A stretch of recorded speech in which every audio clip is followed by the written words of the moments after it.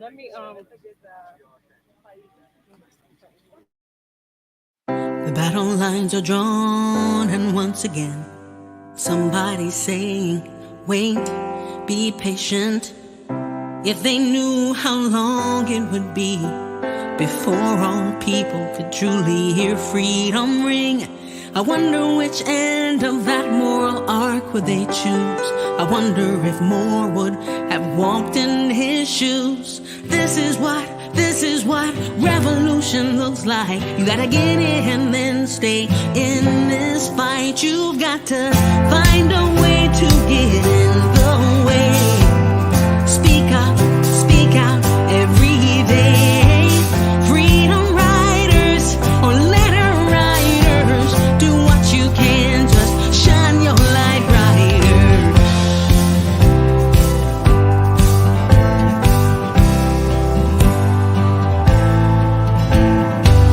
Somebody call him a saint among men, a founding father, an icon, a legend. Ordinary people with such extraordinary vision in a country so young, hard pressed on every single side but not crushed, saying in God, love and justice we trust. This is what revolution looks like. You gotta get in and then stay in this fight. You've got to find a way to get in the way. Speak out every day. Freedom riders or letter writers, do what you can, just shine your light brighter. Make good trouble every chance you get. Eyes on the prize, we're not finished yet. Don't tolerate injustice, my friends. Call them out, but then call them in. If you see something that's not right, not fair, stand up and say we can do better.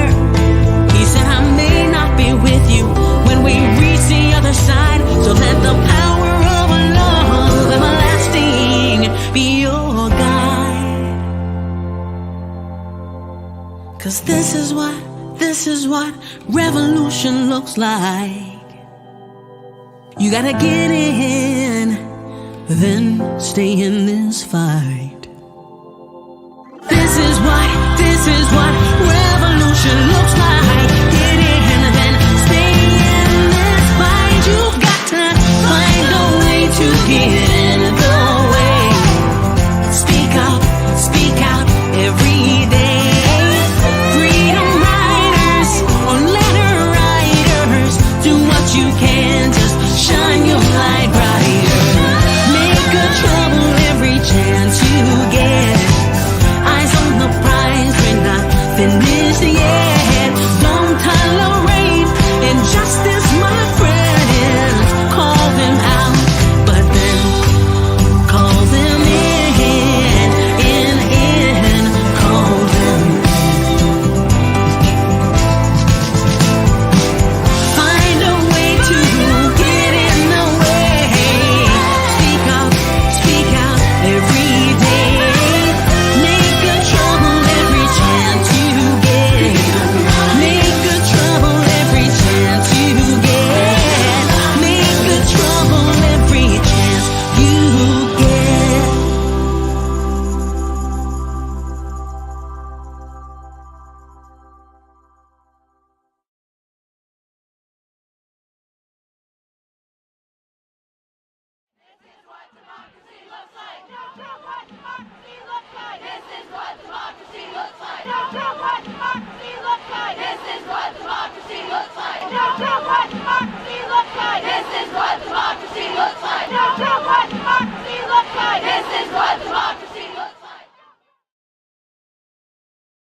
The battle lines are drawn, and once again, somebody's saying, wait, be patient.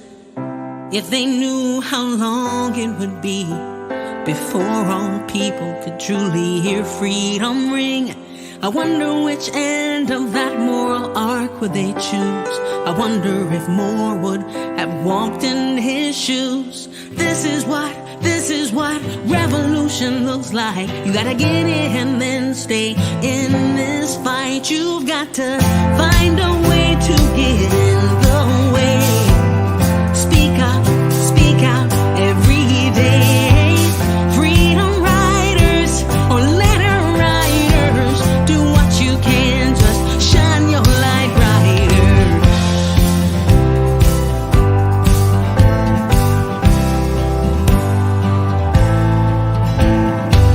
Somebody called him a saint among men, a founding father, an icon, a legend. Ordinary people with such extraordinary vision in a country so young, hard pressed on every single side, but not crushed. Saying, in God, love, and justice we trust. This is what revolution looks like. You gotta get in and then stay in this fight. You got to find a way to get in the way. Speak out every day. Freedom riders or letter writers, do what you can, just shine your light brighter. Make good trouble every chance you get. Eyes on the prize, we're not finished yet. Don't tolerate injustice, my friends. Call them out, but then call them in. If you see something that's not right, not fair, stand up and say we can do better. He said, I may not be with you when we reach the other side, so let the power of love everlasting be your guide. 'Cause this is what revolution looks like. You gotta get in, then stay in this fight. This is what revolution looks like. Get in, then stay in this fight. You've got to find a way to get in the way. Speak out every day. Freedom riders or letter writers, do what you can, just shine your light brighter. Make good trouble every chance you get. Eyes on the prize, we're not finished yet. Don't tolerate injustice, my friends. Call them out, but then call them in, call them. Find a way to get in the way. Speak out every day. Make good trouble every chance you get. Make good trouble every chance you get. Make good trouble every chance you get.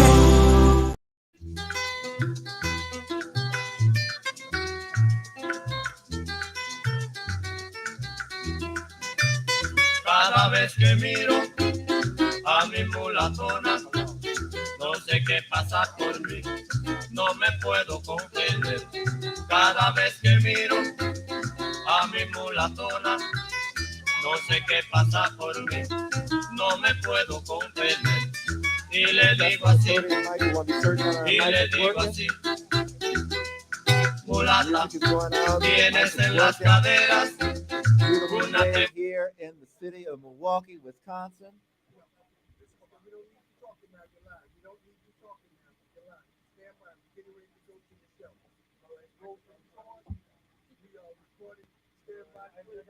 The battle lines are drawn, and once again, somebody's saying, wait, be patient. If they knew how long it would be before all people could truly hear freedom ring. I wonder which end of that moral arc would they choose. I wonder if more would have walked in his shoes. This is what This is what revolution looks like. You gotta get in and then stay in this fight. You've got to find a way to get in the way. Speak out every day. Freedom riders or letter writers, do what you can, just shine your light brighter.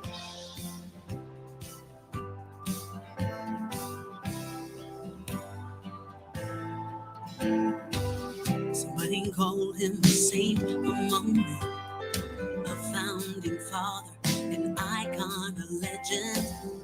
Ordinary people with such extraordinary vision in a country so young, hard pressed on every single side, but not crushed. Saying, in God, love, and justice we trust. This is what revolution looks like. You gotta get in and stay in this fight. You got to find a way to get in the way. Speak out every day. Freedom riders or letter writers, do what you can, just shine your light brighter. Make good trouble every chance you get. Eyes on the prize, we're not finished yet. Don't tolerate injustice, my friends. Call them out, but then call them in. If you see something that's not right, not fair, stand up and say we can do better. He said, I may not be with you when we reach the other side, so let the power of love everlasting be your guide. 'Cause this is what revolution looks like. You gotta get in, then stay in this fight. This is what revolution looks like. Get in and then stay in this fight. You've got to find a way to get in the way. Speak out every day. Freedom riders or letter writers, do what you can, just shine your light brighter. Make good trouble every chance you get. Eyes on the prize, we're not finished yet. Don't tolerate injustice, my friends. Call them out, but then call them in, call them. Find a way to get in the way. Speak out every day. Make good trouble every chance you get. Make good trouble every chance you get. Make good trouble every chance you get.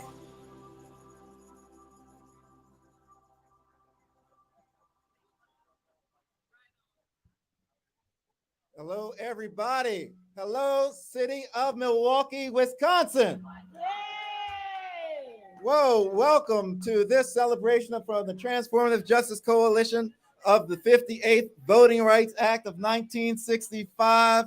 Folks, the Voting Rights Act of 65 is awake, alive, on the move, and needs some help. So we need some voters to help push this stuff through. But let me tell you, my name is Attorney Darrell Jones. I'm the board chair of the Transformative Justice Coalition, and we are so excited to be here in America's heartland, talking about the Voting Rights Act of 65 and celebrating its anniversary. Barbara, you want to do some opening remarks before we go to our national anthem? Hi, everyone. I am Barbara Ornwine, the president and founder of the Transformative Justice Coalition. We want to thank everybody throughout the nation who is watching this broadcast. We want to thank everybody who has turned up so far and will be turning out here to Milwaukee. We want to thank the Hoop Bus. We want to thank everybody because we're about to have a program today. And it is to celebrate the wisdom, the sacrifice of everyone who made the 1965 Voting Rights Act happen. So on this 58th anniversary, we want to welcome all of you. I'm going to be short right at this moment because we're a little bit behind on time, and we're going to catch up by welcoming our next presenter. We're really pleased, when you come into someone else's house, you find their top talent. And we're so excited today because we have performing our national anthem, some of the top talent here in the state of Wisconsin. His name is Montreal Kane. He's from Milwaukee. He was on the American Idol season 11. Y'all, Montreal Kane giving us our national anthem. Oh, say, can you see by the dawn's early light what so proudly we hailed at the twilight's last gleaming, whose broad stripes and bright stars through the perilous fight o'er the ramparts we watched were so gallantly streaming, and the rockets' red glare, the bombs bursting in air, gave proof through the night that our flag was still there. Oh, say does that star-spangled banner get wave for the land of the free and the home of the brave.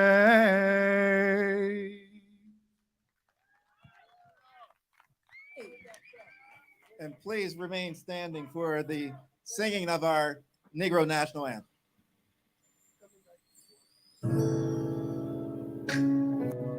Now, you guys know this one, so go ahead and sing along with me, okay?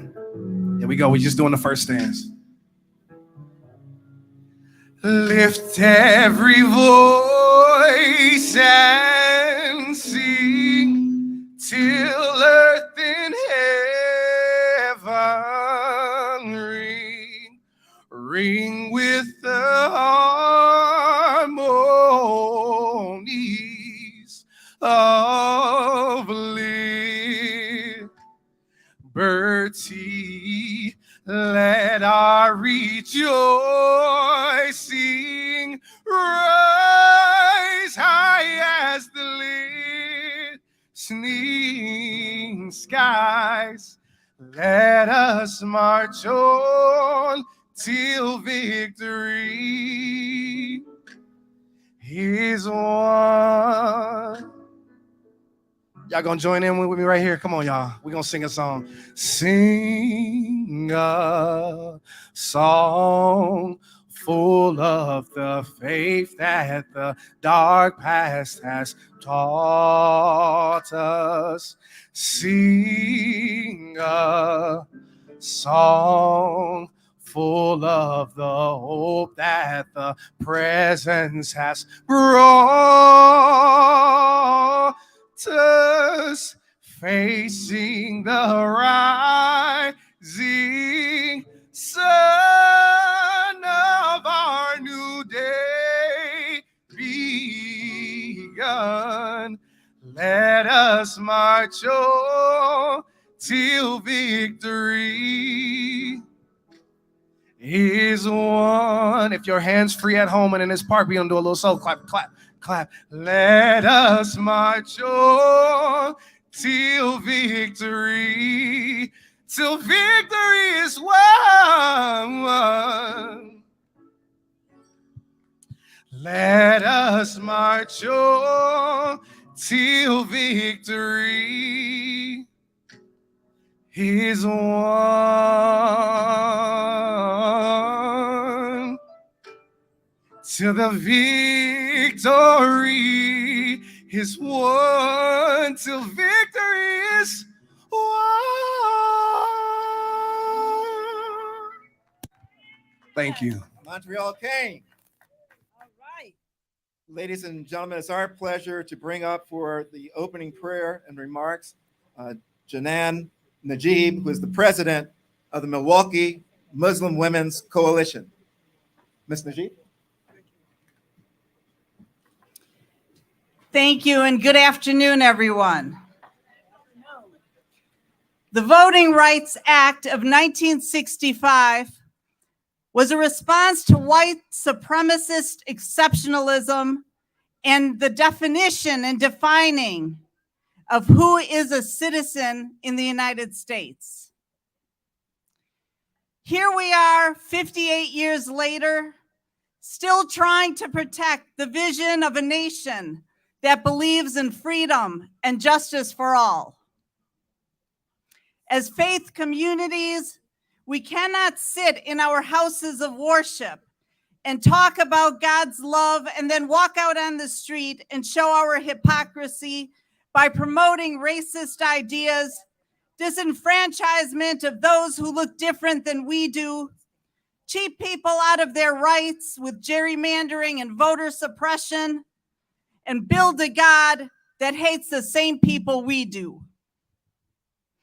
As people of faith, we are called on to rise up for justice and build a society where everyone has a voice, where the weak are protected, oppression and bigotry are dismantled, and we all have the courage to uphold the dignity of every human being.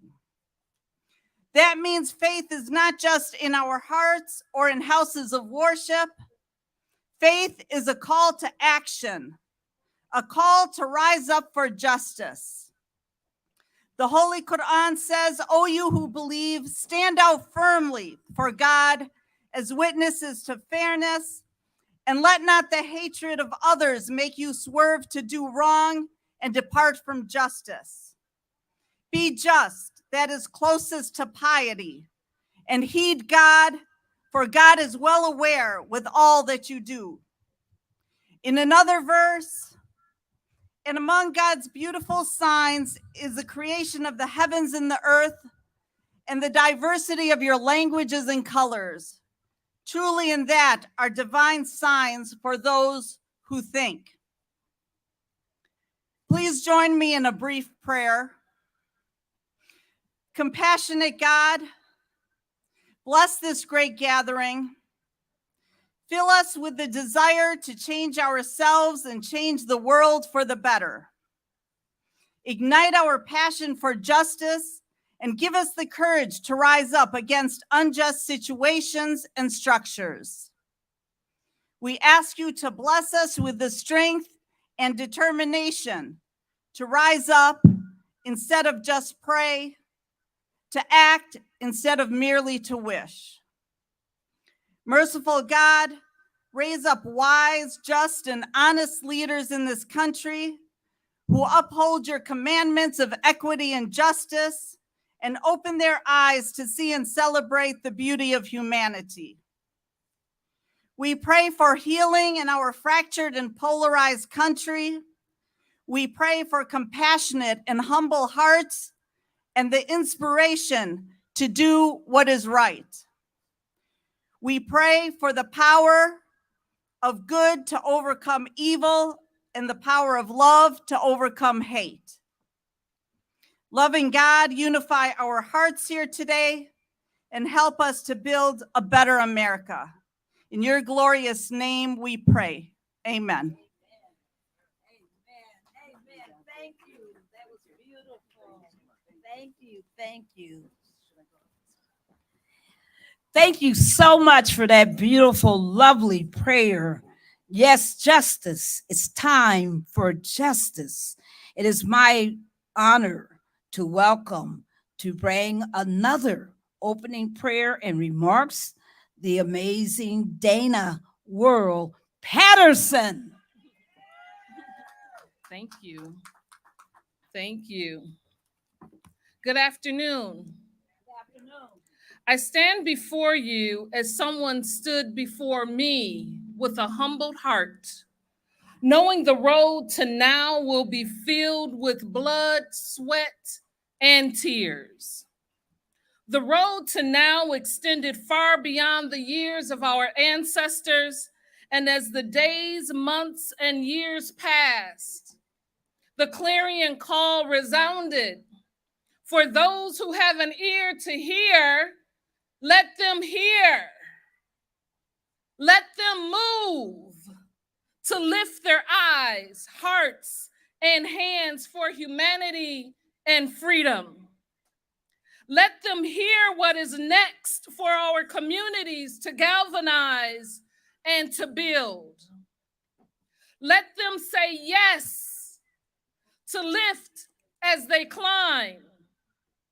The Voters' Rights Act of 1965 is full of significance.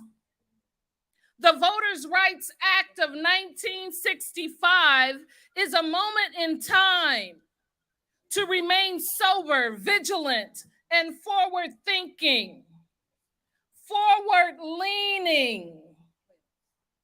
Our now is a gift to be better, a gift to hand to our children's children. They will depend on it. For it is in God we trusted to bring us this far. And in God we trust to guide, to strategize, and for our strength. On today, let us continue to stir the pot to keep hope alive. Let's audaciously dream, for we have come this far by faith and with rolled up sleeves.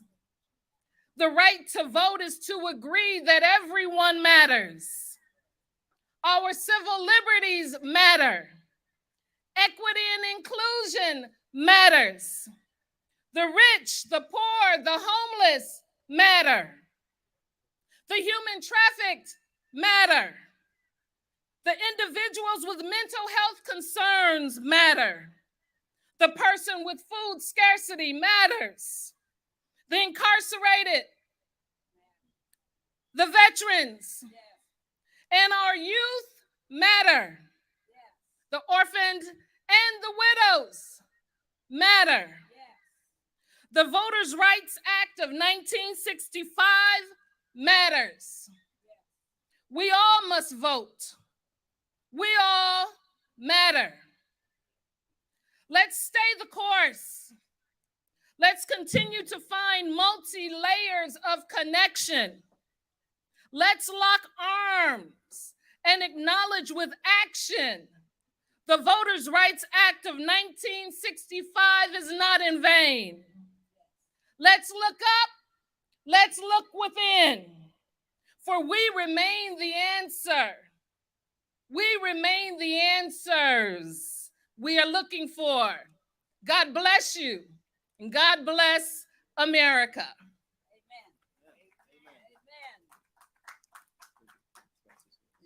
Amen. Thank you. Thank you so much, Dana World Patterson, for those remarks and prayer. You know, Barbara, as we're embarking on this 58th anniversary of the Voting Rights Act, we know it's under attack across this nation. Yes. We've seen what's happened in Alabama with the fight that's going on down there. We've seen what's happened in Georgia and the fight that's going on down there. We've had progress in Mississippi from the courts down there trying to restore felony disenfranchisement and restore the right to vote for those formerly convicted. But they're fighters that are needed in Congress to pass the federal Freedom to Vote Act nationally so that we can have this going across the country. Everybody will be playing by the same rules. And we're so excited to have a fighter for those types of issues that's here in the state of Wisconsin that's going to be presenting, Barbara. Yes, and it is a unique honor because we, TJC, our offices are in Washington, D.C. So we get to see the real fighters who are out there. And you in Milwaukee, you in Wisconsin, you got a fighting Congresswoman. And it is an honor to bring to this stage one of the national voices for justice, the Honorable Gwen Moore. After an introduction like that, I can't wait to hear what I'm going to say.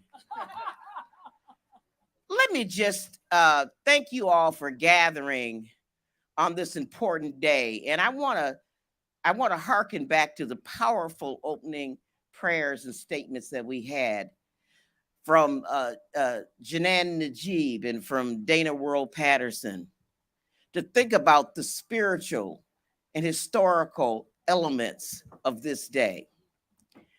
August 6th, 1965 was not just an ordinary day. And it was not just today when a president of the United States, Lyndon Baines Johnson, signed the Voting Rights Act.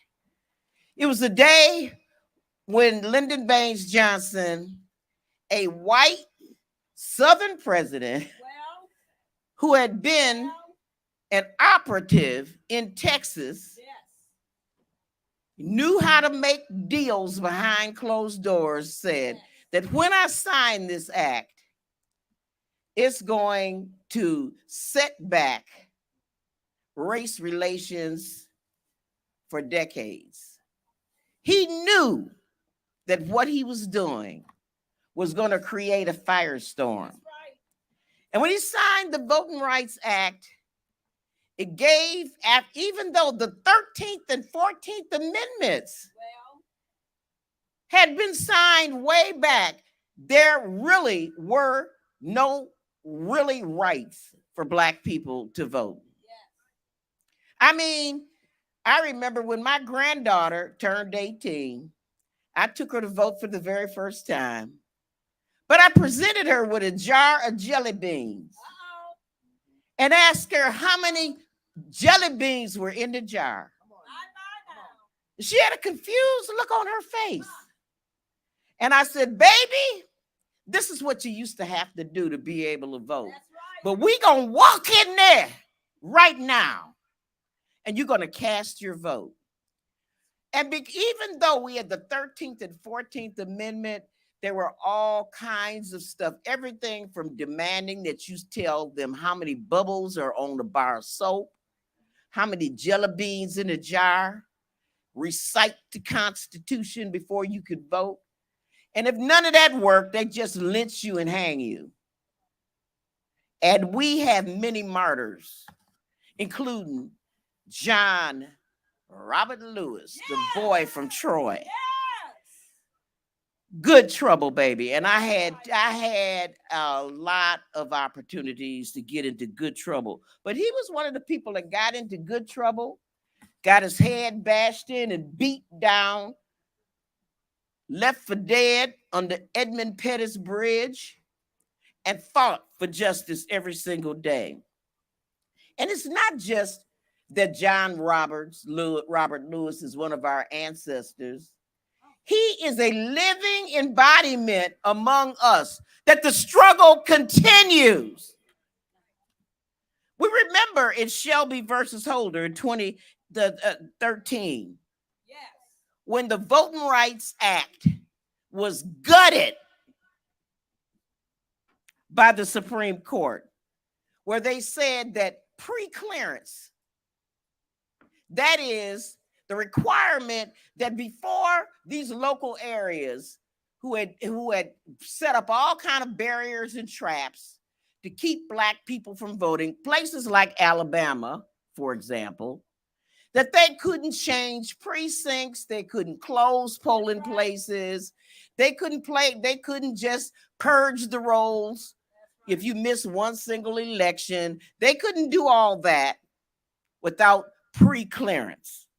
Well, we elected a Black president twice, So the Supreme Court said, we now live in a colorblind society. We don't need this anymore. And they cut out Section 5 of the Voting Rights Act.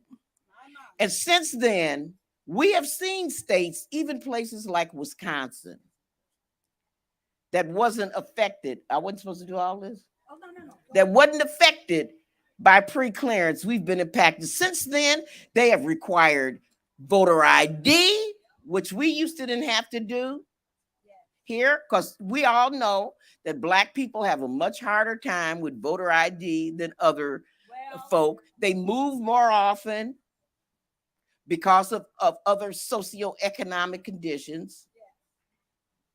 And, you know, they cut out, you know, now we have absentee ballot voting where someone who's disabled can't even take their, get somebody else to take it. Republicans know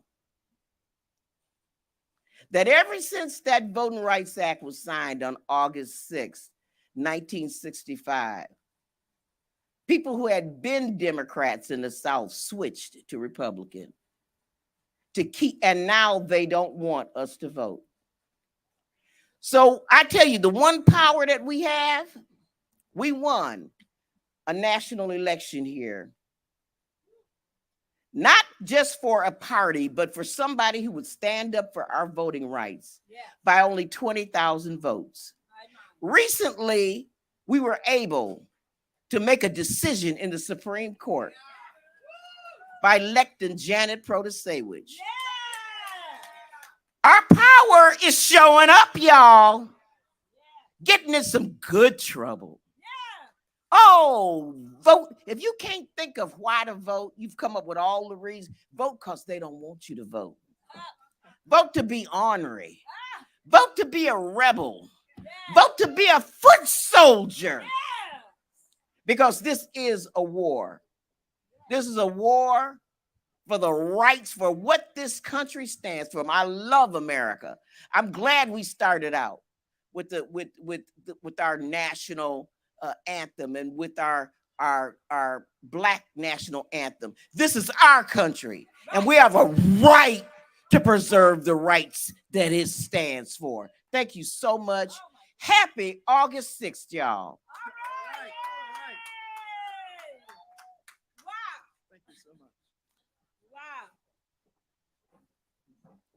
Barbara, you know, I'm a boy from Baltimore. And so what we would say is y'all just been told.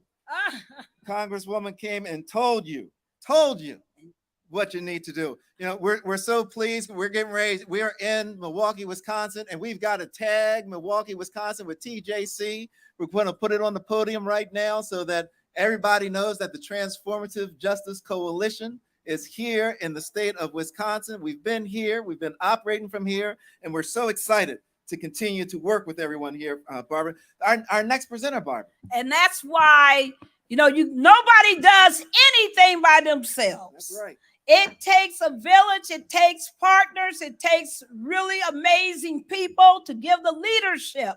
And I am so happy. We are so happy to welcome the leaders of the mighty Wisconsin Voices.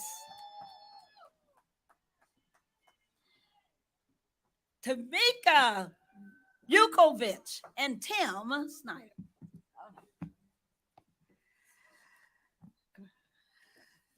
We're going to do this together. Hello, my name is Tamika Vukovic. I am the co-executive director of Wisconsin Voices Organizational Empowerment. And I am Tim Schiller, the co-executive director of fundraising and development. Wisconsin Voices was founded as a grassroots non-for-profit in 2010. Wisconsin Voices and its partners works to ensure that all Wisconsinites have a voice and freedom in democracy, regardless of their race, gender, or ethnicity. Our founding mission was to remember that we stand for and make a plan so everyone can contribute. This is the foundation of our three pillars: protecting democracy, building community, and teaching advocacy. The most important pillar is protecting democracy. And we can't do that without the partners and the people in the area. I want to give some thanks to the local partners who have helped us do what we do. We have Greater Milwaukee Urban League, Citizen Action, Milwaukee Turners, WNOV and 104.1 Truth, the Believers for Change, and many, many more. We are out here as Wisconsin Voices and these partners, making sure that we protect our democracy, protect our voting rights, and advocate for what the voices of Wisconsin need. Thank you, and we'll be back again.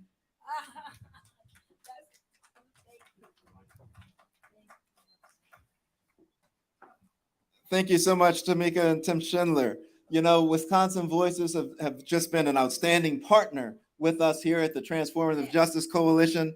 You know, Barbara likes to say that you can't do it alone. I like to say that we need grassroots people that are willing to get into the streets and talk to people and be certain that we're meeting people at their needs and where they are. And that's what Wisconsin Voices does. And we're so excited and pleased to have them as one of our partners. But I tell you, the battle to protect the right to vote in democracy is one that is fought not only in the streets, not only with the people, but with good government representatives and representatives throughout government, Barbara. Yes, and you know, people always want to talk about the presidential election. They want to talk about U.S. senators and U.S. congresspeople, but we know power also resides in the state. And who is governor, who sits in those state legislative seats, make all the difference daily for people's lives. And that's why it's our honor that the governor of the great state of Wisconsin has sent to be with us. The Milwaukee Director of Operations, none other than Kyle Ashley. Mr. Ashley. All right.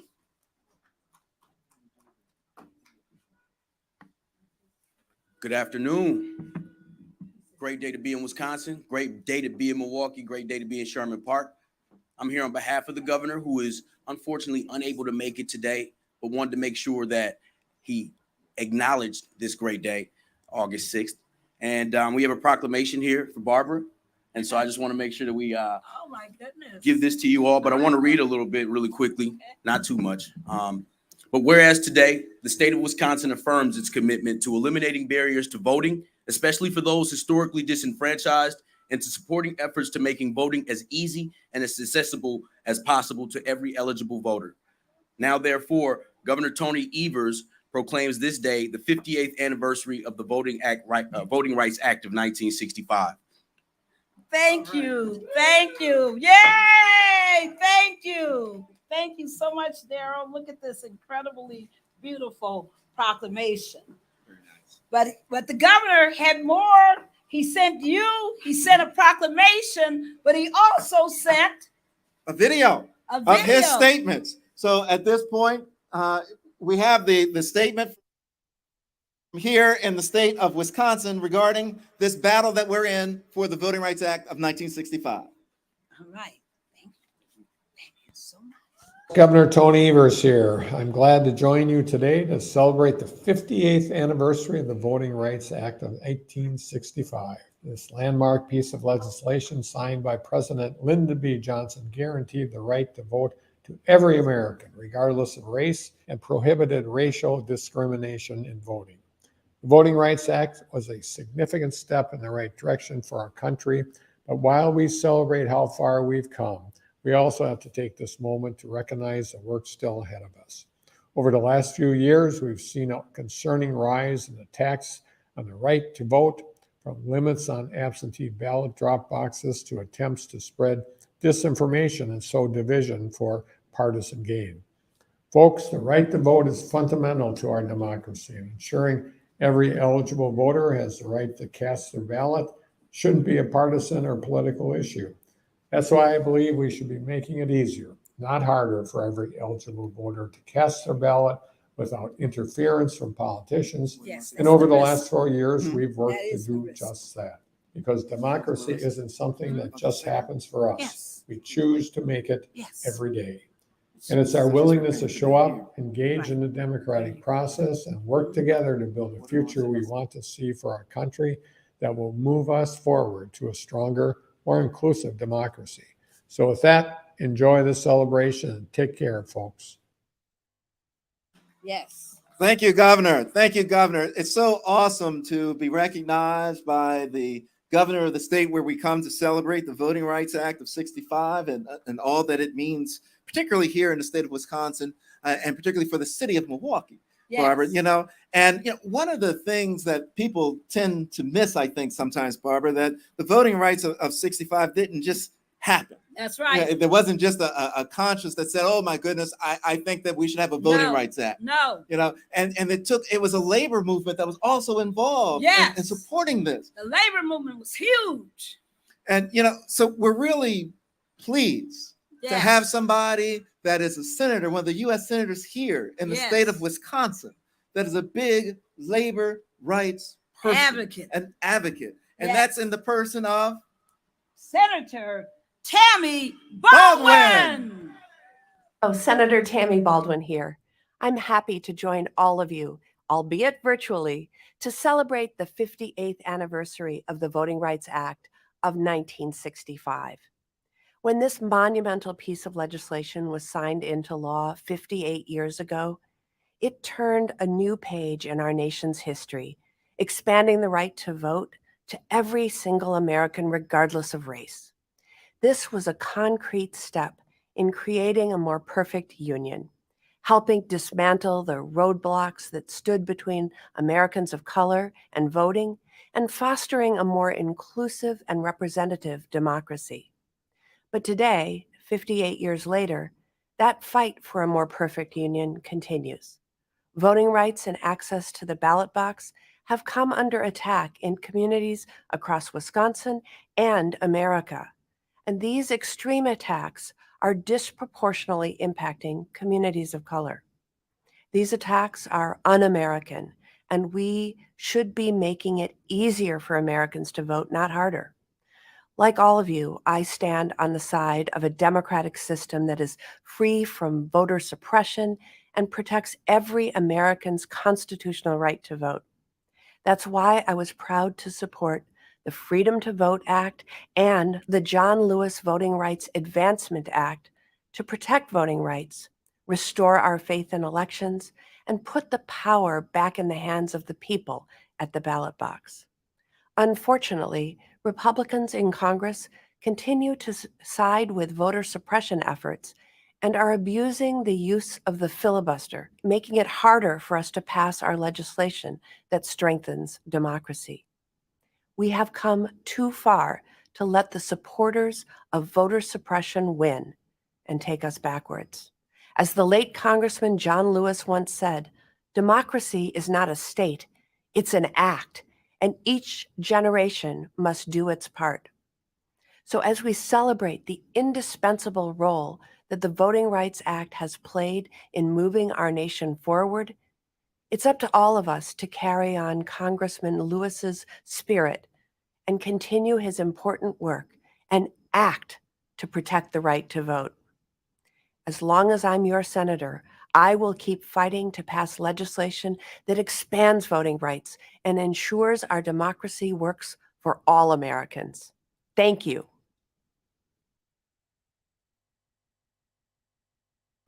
I tell you, Barbara, to have the U.S. Senator here in the state of Wisconsin to take time out to address this important issue, I don't think there's anything that could be a greater recognition of where we are right now in the fight for voting rights in the United States. Yes.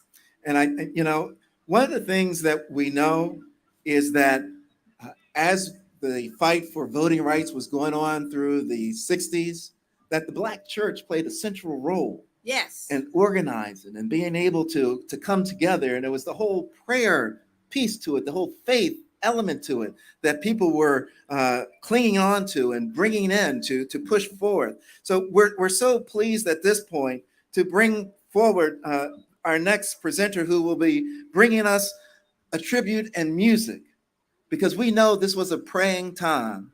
And let me tell you, our next singer, this selection, you're going to connect, Barbara. They're going to connect. It's our pleasure to bring up for this musical selection, Narissa Watson.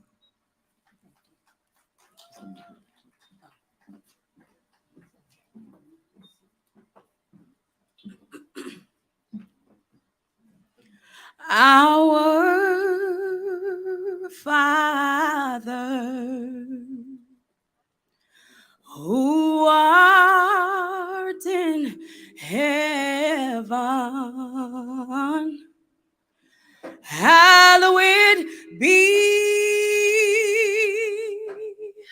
thy name. Thy kingdom come, thy will be done on earth as it is in heaven. Give us this day our daily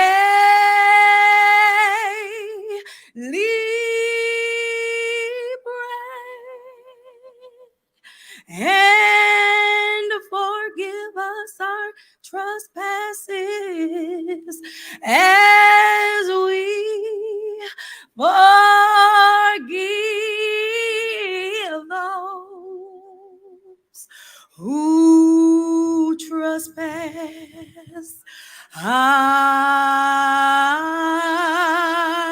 against us. Lead us not into temptation, but deliver us from evil. For dying's the kingdom and the power and the glory forever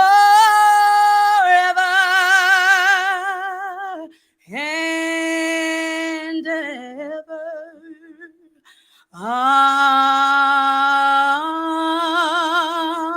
Amen.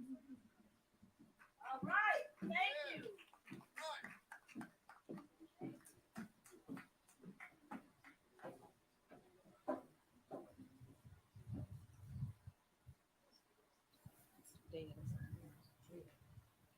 All right, all right. Thank you so much. Just an incredible version that was just shared with us by Narissa Watson with the Lord's Prayer. And this part of the show, folks, this is new for us. But I tell you, it's new for us, but it's old for us. And when Barbara and I were putting this segment together, we said, this is something that everybody needs to hear, that everyone needs to have the opportunity to hear a voice of someone that actually crossed the Edmund Pettus Bridge in 1965 with the other 600 people and John Lewis as they made their way across and were marching from Selma to Montgomery. So we're so pleased to welcome Miss Betty Boynton and Mr. Ronnie Barnes here for an interview talking about the experience of walking across that Edmund Pettus Bridge, Barbara. Yes. And everyone who's out in the audience, if you want to bring your chairs forward, you're welcome to. And we just want everyone to know that Miss Betty Boynton was 15 in 1965 when she crossed that Edmund Pettus Bridge. And what Fire Rose Teray said to tell you is that she never has stopped fighting, that she's been at every major march, every major fight, because her soul is on fire. That's right. So we're going to start by having Miss Betty Boynton speak to you and bring words of welcome, and we have questions. Mr. Ronnie Barnes is an author also with Miss Boynton, but he's also written his own books, and he believes in justice, and he's a freedom fighter. Yes. And he is here also Yes. to bring the word. So it is our pleasure, our unique honor. We've never done this on any other broadcast, to have this honor of interviewing what we know to be foot soldiers for justice. Okay, I'm Betty Boynton. I'm the girl from the other side of the track. That's what I speak on. I joined the movement when I was 13 years old, but my mother wouldn't let me go out there because she was afraid for me to get killed or either beaten, and they wouldn't have a job. So when I joined that march later, I joined it at 15. That's when we was protesting, trying to get our parents to register to vote. See, at that time, when I was 15, you couldn't vote at 18. You have to wait until you get 21 because we didn't have no jobs, no nothing. So I marched, and when I marched, I went to jail. They put me in the Guard, National Guard armor. They made us push the wall, and if you didn't push the wall, they would calibrate you. And then they made us. I marched again. I went to jail on how many times? We had to walk in. We had to keep up with Jim Clark's car, because if you didn't keep up with Jim Clark's car, you'll get calibrated. No. And I went to jail again. That's when they taking us down to Camp Selma. And when they put us, we went to we left the National Guard Army, and they taken us to Camp Selma, which was a small prison for mostly black men. Whoa. And what they did, they put us in this big old center block cell. And then when they let the boys out first, right, let them out, some of them now, not all of them. And so what they did, they put us in the cell where they let the boys out, which was water. And at that point, how old were you? 15, because I was ready for justice. Wow. At 15 years old. And when they put us in water, and we stayed standing in that water for about 2 or 3 hours. And it was very cruel. And then they taking us, later on, they taking us back to R.B. Hudson High. And they put us out off the bus, and our parents heard, and the freedom work, they heard that we was there. They sent buses and things at us to take us back to church. I didn't go home. I went there to the church. Okay. As it went on, we was marching. We had old Berlin Wall, and we stayed in the street day and night. That was leading up to Bloody Sunday. Wow. I'm speaking of Bloody Sunday now. I'm not speaking of the other two. Bloody Sunday, the original one. Yeah. It was a bad time at Bloody Sunday. We went on, left Brown Chapel, John Lewis, Jesse Jackson, Ralph Brown, Jesse Lewis, all us, and Jose Williams. Oh, yeah. Oh, Jose. Oh, he played a big part in it. Yeah. Jose put us in the car and said, let's go cross the river and see everything is clear. What's clear? We went on across the river, and we saw the state troopers and everything. And we'll come on back. We was looking. We're back to church and told them everything was clear. Oh. That's when they led up, told us to get in twos. And we got in twos. Now, understand, this Bloody Sunday, it was but 600 people went across that bridge. That's right. But see, a lot of folks come on behind, but they stayed on the other side of the bridge. Wow. But I was brave. I wanted to be free. So we went on cross that bridge.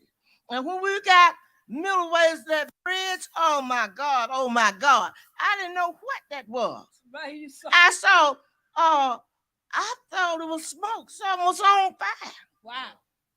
The men come out with the horses. Wow. And guess where they had the horses at? They had the horses up on the bridge. Oh my goodness, oh my goodness. John Lewis got hit. Miss Boynton got hit. I got tear gas. Whoa. Oh, it was a time. See, they don't tell that. See, that's cut out. They don't want us to tell that. And we run and we run and we run until we got back to a car. We got in the car with this man, and he was on his way, taking us back to the church. And when, oh my goodness, and when we got there by Claus School, that was a line of men definitely across the street on horses. They made us get out the car. Wow. And I used to run track, you know. My legs froze up on me. I was going just so fast I couldn't run no more. This man, and I look back, I have shot PTD, what you call it? PTSD. Yeah. And I look back, he had this bat in his hand, and with that horse behind me. And this old lady, Miss from her back door, she said, "Come on, my baby, come on, my baby." And she opened the door. And I run in there. The speed from that horse, it was like that. And all of a sudden, I had to stand there about 5 minutes or 10 minutes to get my breath back. Then I heard some of the young people were upstairs looking out the window and see her apartment in the project right across from Brown Chapel Church. Yeah. They went to holler and said, oh my Lord. Guess what? They had the horses trying to get up in the church. And see, and then it went to turning black. It turned black. Oh my God, it's turned black. And nobody didn't believe me that it had turned black. So I was at a meeting, SOS meeting, and I said, "Roll, 5 rows." She's still on the battlefield. I said, look. And there was the picture of that had turned black. Yeah. I was put out the Lutheran school because I participated in the movement. I'm still on the battlefield.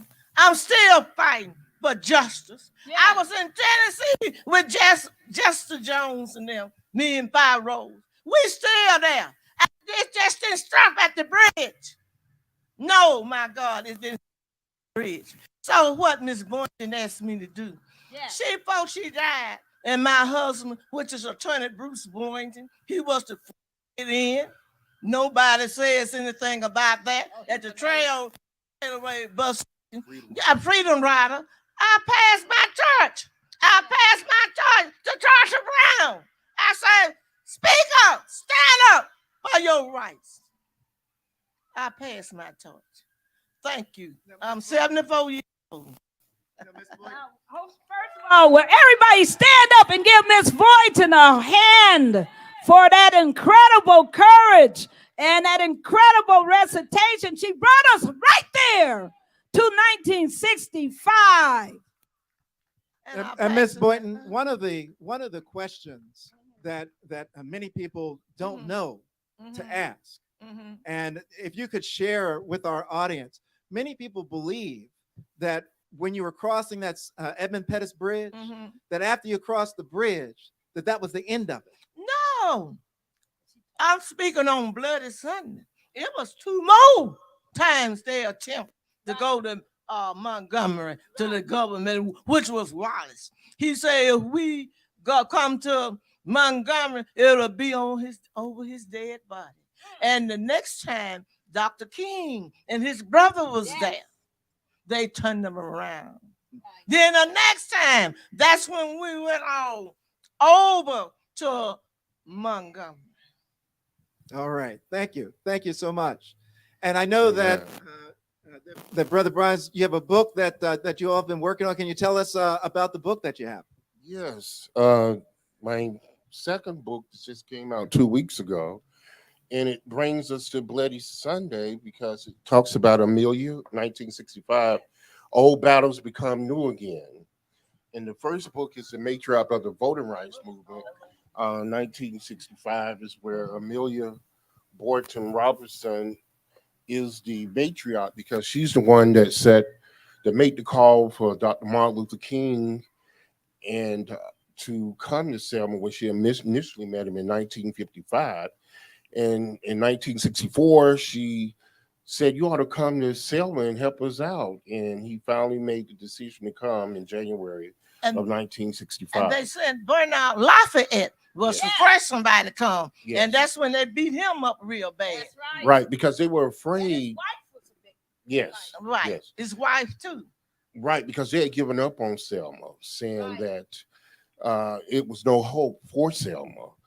And when Dr. King came, it opened a new door. And Amelia Boynton Robinson was actually the only female lieutenant of Dr. King. That's what who spoke that say she was a lieutenant. Yes. Who was he? Was the mayor of Atlanta at the time.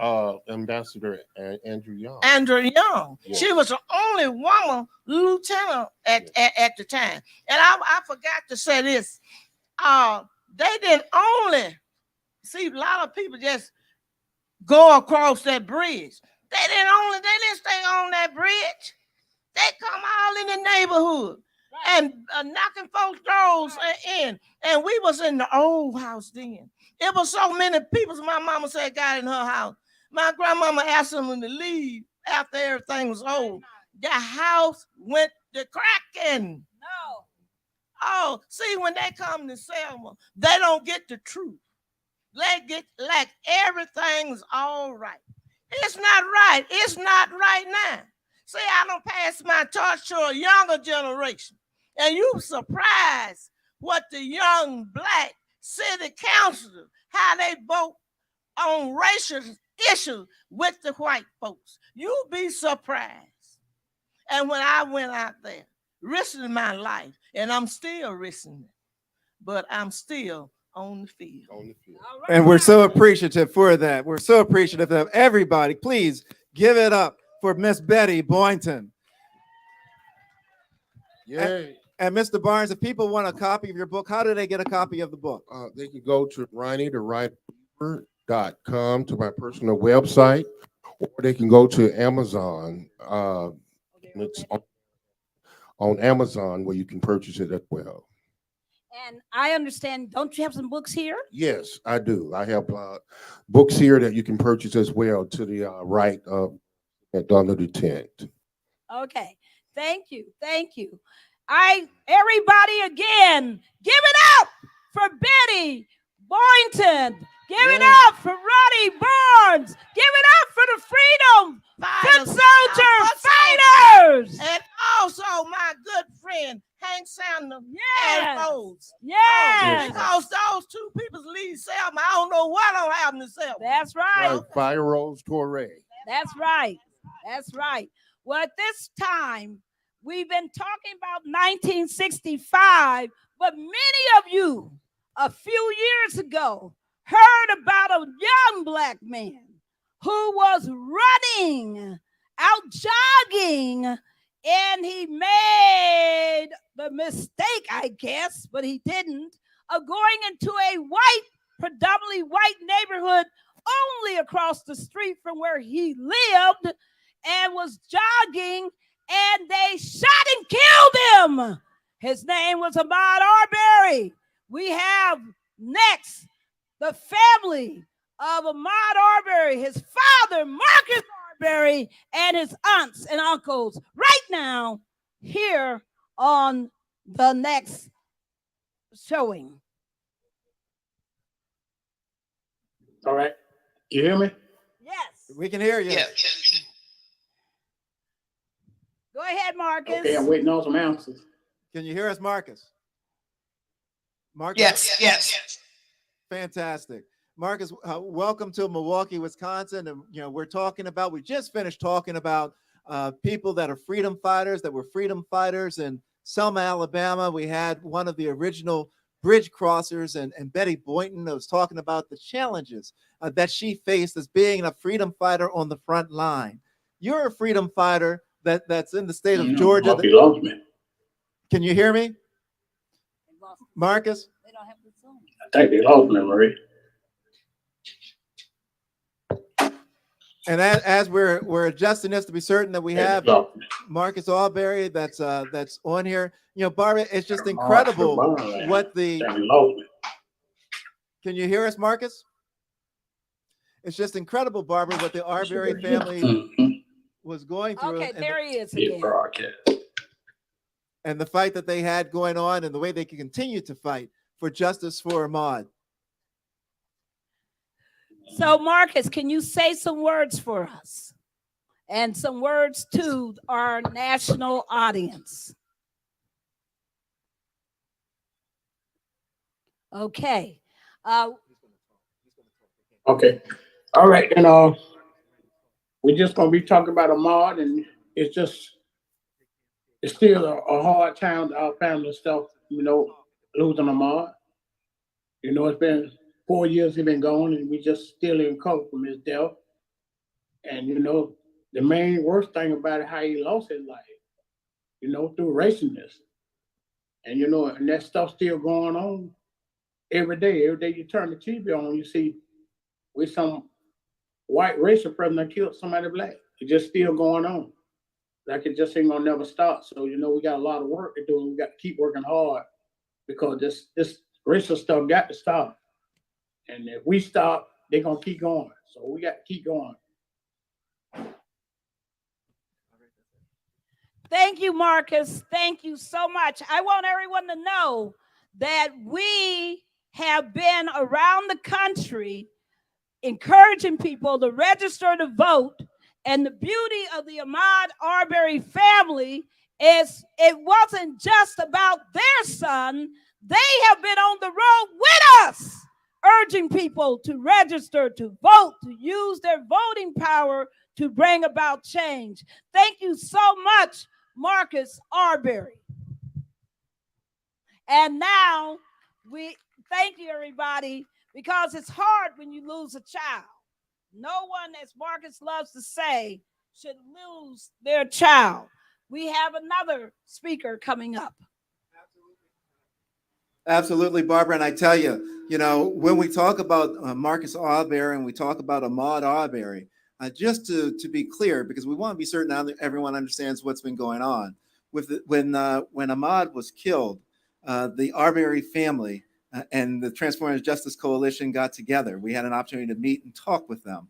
And one of the things that we had jointly decided is that the Transformative Justice Coalition would be with the Arbery family all the way through their journey, from every motions hearing for any court hearing that was going on. Both Barbara Arnwine and I, along with the family, were there.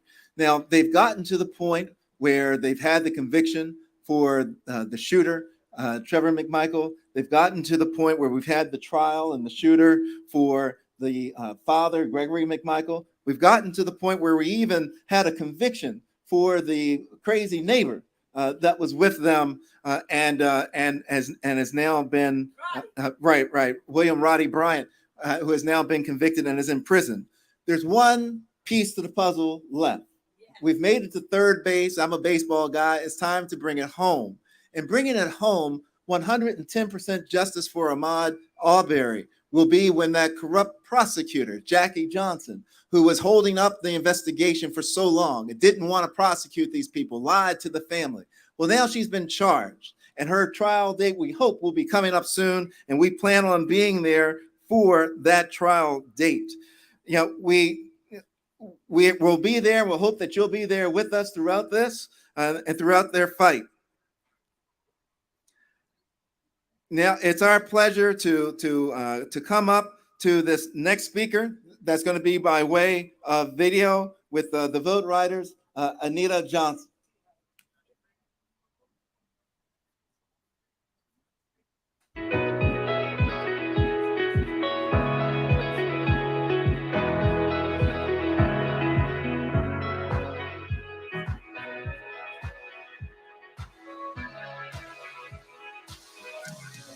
School supplies for all ranges of kids up Political Coalition, let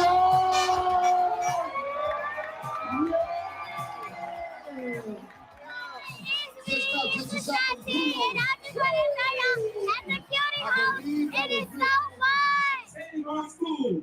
Because we gotta be clear, this same state that doesn't care about us, they've already shown us they don't care about our housing, they don't care about our water, they don't care about our safety, they sure don't care about our schools.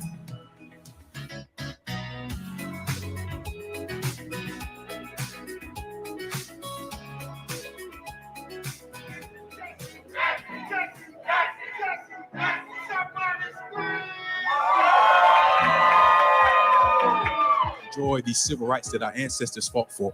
There's no question in my mind that if Ida B. Wells was here, this is an issue that she would be pushing. No question that if Fannie Lou Hamer was here, there's an issue that she would be pushing. So this is a question we have to ask ourselves. If we're not pushing it, I hope all of us are on board. But if we're not on board, we need to get on board today. All of us want to do right. You are here learning. We want to make a better life for ourselves, for our family, for our children, for our grandchildren. So like right now, we're putting the work into it.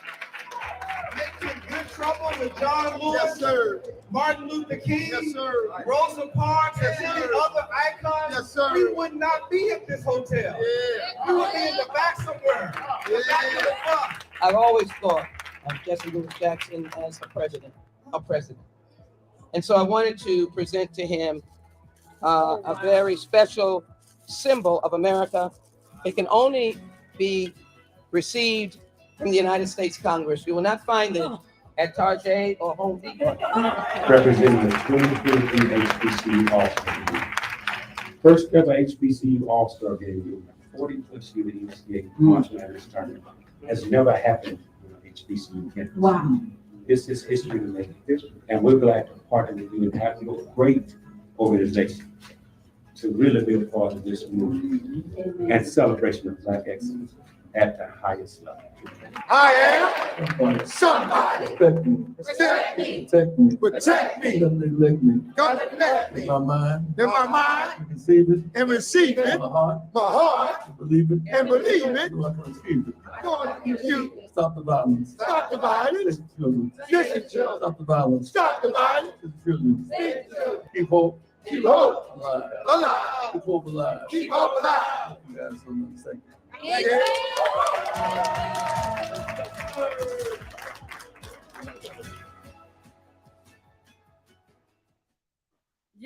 Yes. That was the Transformative Justice Coalition in action in Houston, Texas, as we went down there for the HBCU All-Star Weekend during the NCAA Final Four. Let me tell you, folks, with the Transformative Justice Coalition, one of the things that we do, Barbara, is that we train and invest in young people. Barbara, what's happening in September? Well, before I get to September, everybody, those were the 47 young people from around the country who came to Houston to enhance their leadership skills, to be voting rights advocates. Don't let people tell you about our young people, talk about what they don't do. They need to talk about what they want to do and how we got to invest in them so that they can do. That's what we need to be talking about. So as part of that fight in September, we're going to train another 50 young people from September the 20th through the 24th. If you know a talented young person who wants to be a leader in the fight for racial justice and the fight for voting rights, then tell them to go to tjcoalition.org, tjcoalition.org, to apply and to hopefully get selected, because what we do is we don't put the burden on our young people. We pay every dime of their travel, their housing, their meals, and we also give a stipend. That's right. That's called investing in the young, and that's what we do. And not only that, but the training that they go through is an intense training. You're not coming there to look pretty and talk soft and all that other stuff. They're coming there to learn. They're going to have some of the top leaders from our country Yes. spilling into them. And that's what this is about. That's how we build movements. And I tell you, Barbara, we're so excited to hear some of the words now as we're taking it to taking the voting rights battle to the streets, voting in America. One of our trainees, my goodness, we were down in Florida during our rolling protest for Juneteenth, and she was there and down in Ocala, just bringing it, just representing and doing what she's learned from TJC, doing what she's learned from her family, making it real for the people in the state of Florida, for the youth. So those folks, those people that are coming, that are interested in our training between the ages of 18 and 35, 18 and 35 are the ones that we're looking for this training. But it's our pleasure to now bring up and hear some words from one of our freedom riders, none other than. And she's also the regional director, one of the regional directors on the board of directors for the national NAACP. I'm talking about Francesca Mitchell. All righty. Okay then. Okay. Let's see. Okay. Not too sure. Okay, so in terms of everything else, is there supposed to be someone talking to me as we're going? Or is this just another way to test? No, just talking. Okay, so it's just, okay. And this is all just a test here, or am I just talking now to the subject of questions? Okay, we are live. Okay. Alrighty. Well then, my name is Francesca Mitchell. I am your Region 5 Youth Board member for the National Board of Directors for the NAACP. And I am so excited to meet with you all in terms of what today is the 58th annual anniversary of the Voting Rights Act of 1965.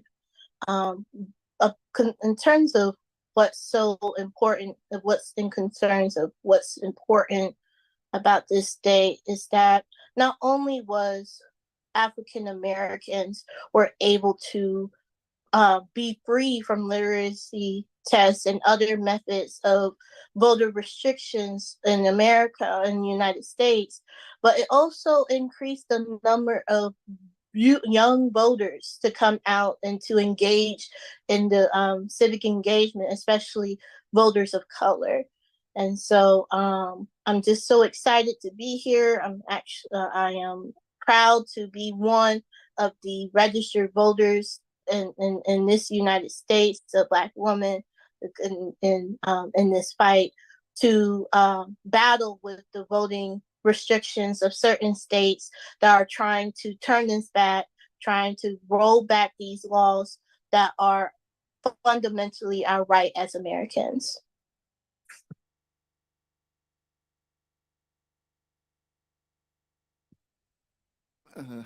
Thank you, Francesca. And so, thank you, Francesca. Just wonderful words. Let me tell you, Francesca Mitchell, Barbara, is one of those young folks down in Florida, down in Ocala. You got to say what happened with her and AJ Owens and all that was going on down there, Barbara. Ajika Owens, you might have heard about her, everyone. We're talking about the Black mother whose children were playing out in a vacant yard next to their home, which is where the children normally would congregate and have fun. But they had a racist neighbor next door who would call the children the N-word and use racial slurs. And on this particular day, she took one of the children's iPads and told the child, "Go get your mother."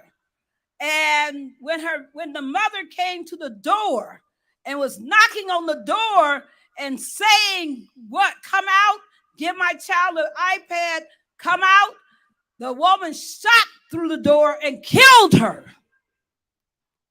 That is the story of Ajiko Owens, and we want to congratulate the community of Ocala because the police wouldn't even arrest the woman who shot and killed Ajika.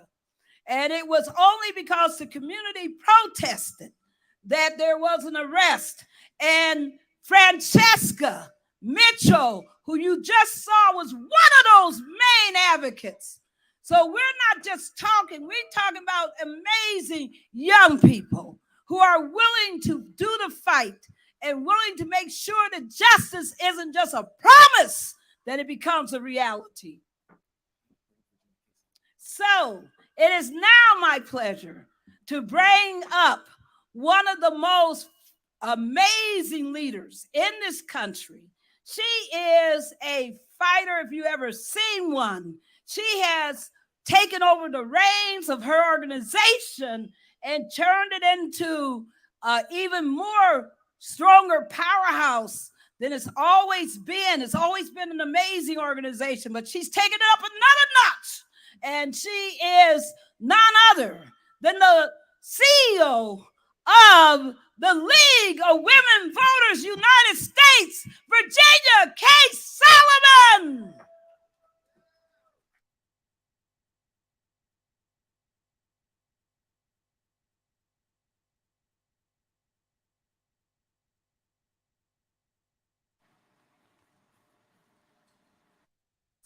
Greetings, everyone. My name is Virginia K. Solomon. I am the CEO of the League of Women Voters of the U.S. So happy to be here with all of you today. I want to give a special thank you to my dear friend Barbara Arnwine and the Transformative Justice Coalition for hosting this event. We are so excited to not only commemorate, but rededicate ourselves to the fight for voting rights. This moment is more important than it has ever been before. See, a lot of people think that voting rights is just a partisan issue. And today, if you hear the rhetoric, you would think that that's true. But the reality is that every Congress, up until 2006, when George Bush, a Republican, reaffirmed the Voting Rights Act. And that's why we need to double down on our efforts to make sure that the new John Lewis Voting Rights Advancement Act is made law. It'll be introduced hopefully this September, and we will be able to all have the opportunity to have our voices heard.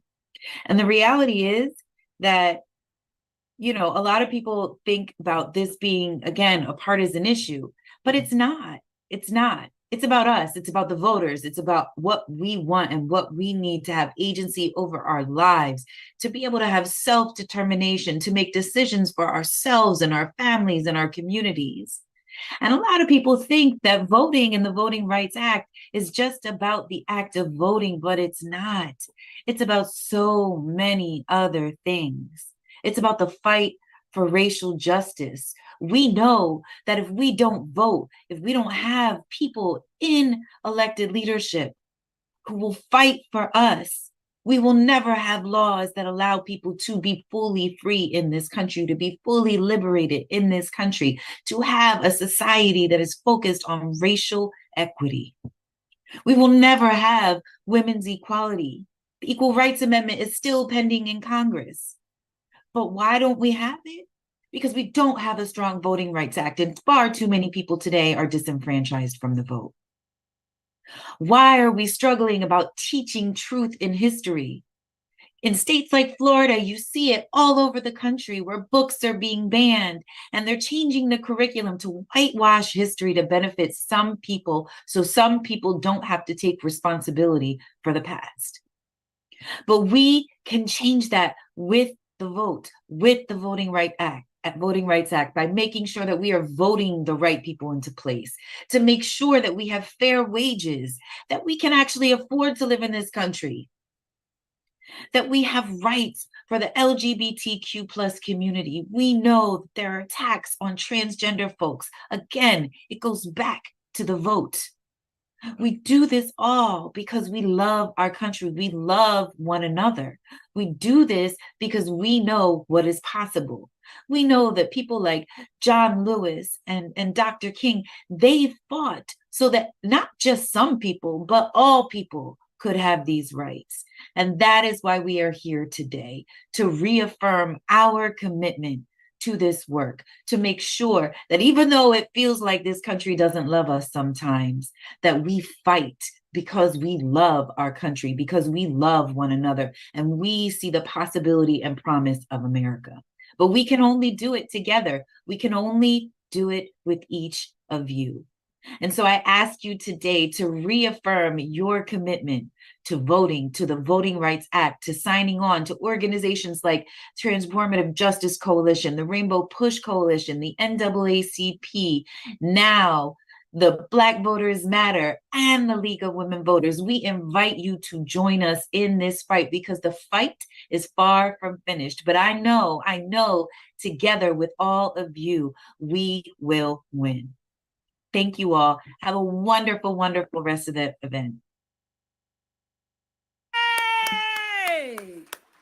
That's Virginia K. Solomon, folks, the director with regards. Let me tell you, with the CEO, let me tell you, Ms. K. Solomon has been with us arm to arm, shoulder to shoulder in every fight that the Transformative Justice has taken on. We went down to Florida, and who was right beside us, Barbara? League of Women Voters! That's right. They're there step by step. They want to be certain that the vote is protected, that your rights are protected. So we're so excited to have them as partners. And, with our TJC fellows that we have, we're just so fortunate to have these really great young leaders that want to be part of what's happening. And, Barbara, you put it so well when you said that people say, the young folks, they don't care about politics. Well, but, we respond to that. And we tell them what? That who brought down the Confederate statues? Young people. Who introduced and fought to get introduced legislation dealing with gun control? Young people. Tell me, Barbara, when you talk about young people, you talk about debt relief. Young people. Who's that? Young people.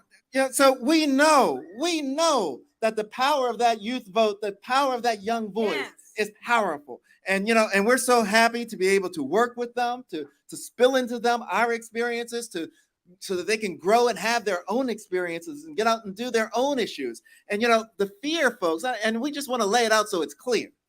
The fear is that the group 18 to 35 that's here in the United States now, as of 2024, will be the largest block of voters that exists in our history. And the real fear is their diversity and how open they are to inclusion. That's the fear, but that's the reason that we've got to spill into them, Barbara. Right, and that is our promise. It's other people's fear, but for those of us who are here today, that's our promise, is that we want to see those young people voting.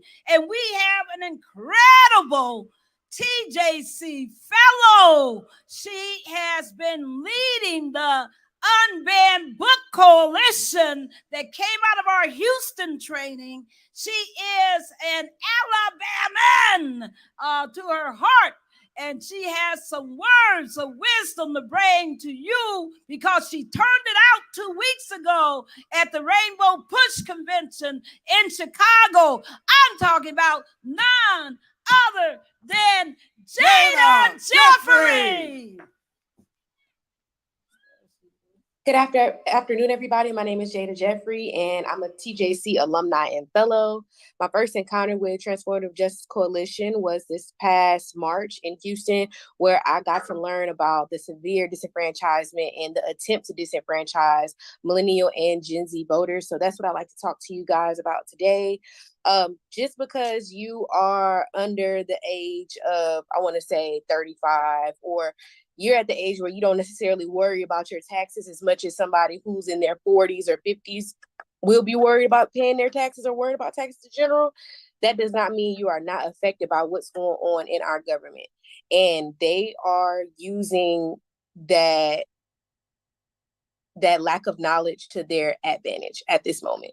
So if you want better schools, if you want diversity to remain in our universities, if you want children and your little brothers and sisters to be able to read the books that they want to read, you need to do the work on the ground today. And that first starts with getting yourself registered to vote, and not only getting yourself registered to vote, because selflessness is selfishness. You can't have selfishness without selflessness. You need to be doing for you what you want to see done for others. And you can't just want to see it done. You need to be doing the work to get it done. So you need to be registering your aunties, your uncles, your cousins, your best friend, your dog, your mama, whoever. And y'all need to line up at those polls and cast not only just a vote, but an informed vote. There are organizations like TJC that put on trainings every maybe 6 months that'll get you ready to go and be an advocate, not only for yourself, but for your entire community. I learned so much while I was training with TJC. I learned about the different disenfranchisement of veterans, of the homeless, of people with mental health issues. These are things that I did not know before I was introduced to TJC. TJC taught me so much, and there are several opportunities for you to do the same things that I, as well as over 50 other students from around the country, were able to achieve. We were able to go and do community service projects in CUNY Homes in Houston. We were able to go to Florida. We hit 15 cities in Florida just to talk about book bans and to show them that Florida is not where woke goes to die. And we are very much so awake. And while we were there, we were able to awaken hundreds of other people and remind them to stay woke at all times, because their lives, their children's lives, and their children's lives all depended on it. Democracy in America depends on us. And TJC has several tools available to all of us, whether you want to be a fellow, whether you want to be alumni, whether you want to go to a training, whatever it is you want to do, whether you just want to talk to your neighbor, you can utilize these resources. They can get you in contact with organizations like NAACP, the League of Women's Voters, in order to get the work done. But the work does not stop with organizations like TJC. It starts there and it ends with you and whatever it is that you're willing to do. Also, it's very important to look at what's going on with the book bans. Book bans are not only happening in Florida, they're happening across the country.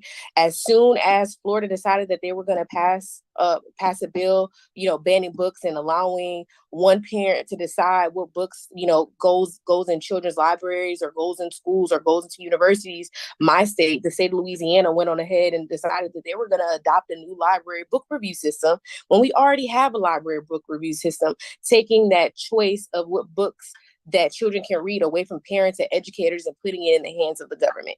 And we all know that when a government is not for you, the first thing that they tend to attack is your education. But you can get that back, and you can get that back with your vote and with your voice. So I'm here today to tell you that your vote not only matters, but you matter. Your knowledge matters. And they're afraid of that. They want you to be asleep, but we're at the point to where we can't afford to be asleep. We have to stay awake. So y'all have a good one.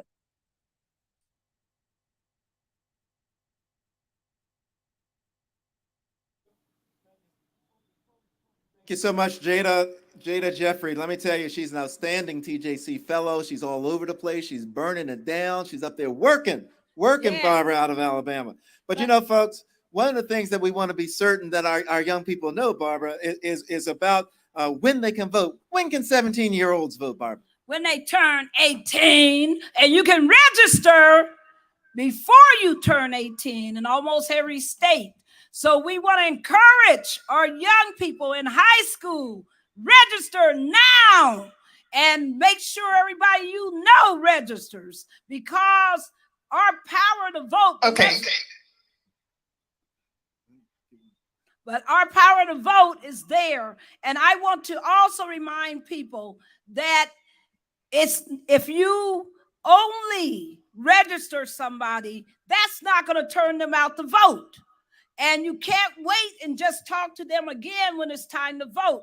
You got to have constant, amazing, strong voter contacts. TJC will be doing more webinars. We're going to have a major conference next year for not only for all our beautiful, amazing young people, but for all the leaders around the country who are fighting in the trenches. When I say leaders, you don't have to have a badge, a name, a position, just somebody who really wants to do the work. So we're going to be talking more about that upcoming major conference in the future. And at this time, before we bring up our next speaker, I just want to acknowledge somebody who's roaming around, who's been taking photographs, because you don't know that he's also a TJC fellow. Jason Davis, where are you? I always couple people in the wrong moment.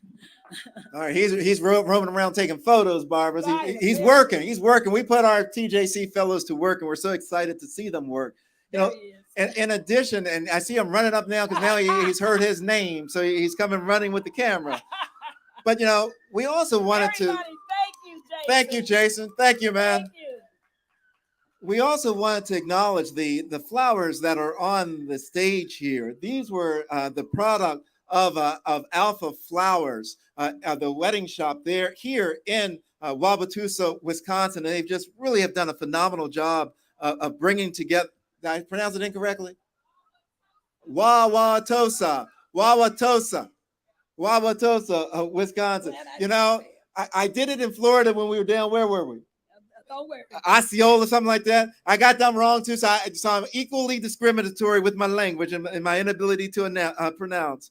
But you know, we're really one thing that I'm good at announcing, though, Barbara, is our next performer, because she is going to hit it out the park. I'm gonna tell you, you know, we've heard her sing once. She's going to sing again, ladies and gentlemen. You know, in times of strife and times of trouble, in times when we're going through Florida and the Proud Boys were watching us as we're rolling in our bus, what did we say? Keep your eyes on the sparrow. Keep your eyes on the prize. Ladies and gentlemen, please welcome back Nerissa Watson. All right.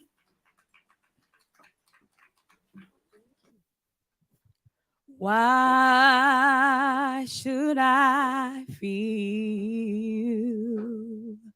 discouraged? Why should the shadows come? Why should my heart be lonely and long forever and home, when Jesus is my portion, a constant friend is he. His eye is on the sparrow,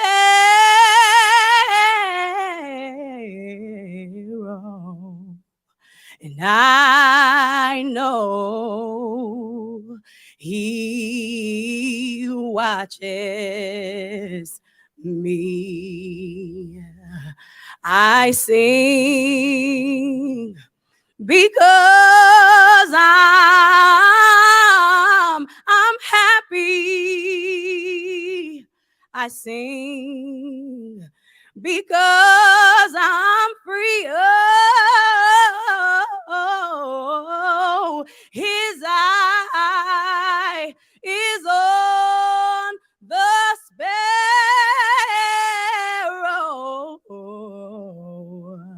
and I know he watches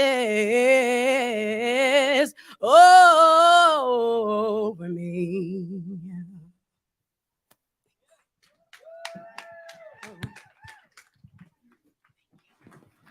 Nerissa Watson, y'all. Nerissa Watson. Give it up for Nerissa.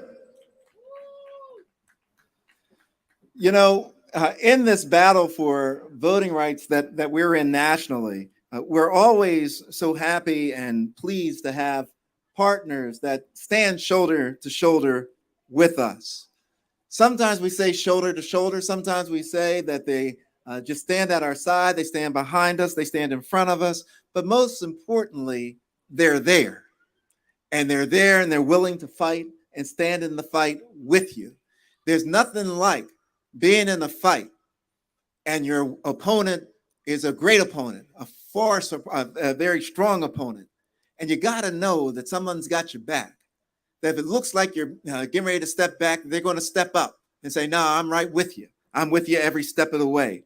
Such is the partnership that the Transformative Justice Coalition shares with the National Organization for Women. Ladies and gentlemen, it's our pleasure to welcome up on Zoom the president of the National Organization for Women, Christian Nunes. Good afternoon. I am so honored to be with you all here today. Thank you so much, Transformative Justice Coalition, for having me here to join you again for the 58th annual anniversary of the Voting Rights Act. This is such a crucial time to really be having this anniversary and the celebration of this anniversary. So I'm so thankful to be here. I'm Christian Nunes, again, the national president for the National Organization for Women. We are the largest feminist organization founded in 1966, and we use a multi-issue, multi-strategy approach for women's rights and gender equality. So as we're talking about voting rights in the 50th anniversary, I want to start off by just talking about a critical person in our history of the African-American movement for the advancement of Black people, and that is Frederick Douglass. In 1857, Frederick Douglass, who was actually a woman's, fought for women's rights and as a suffrage for Black women and women's rights and the women's right to vote, delivered the West India Emancipation speech about emancipation efforts for the West Indian slaves. And in this speech, he had a very foretelling statement, he said. And he said, power concedes nothing without a demand. It never did, and it never will. And found out that what people who will quietly submit to anything, what they will do and what exactly would submit to anything have found out to the exact measures of injustice, wrong which will be imposed upon them. And these will continue. They are either resisted with either words or blows or both. And although that speech was given in 1857, that message is more significant than ever.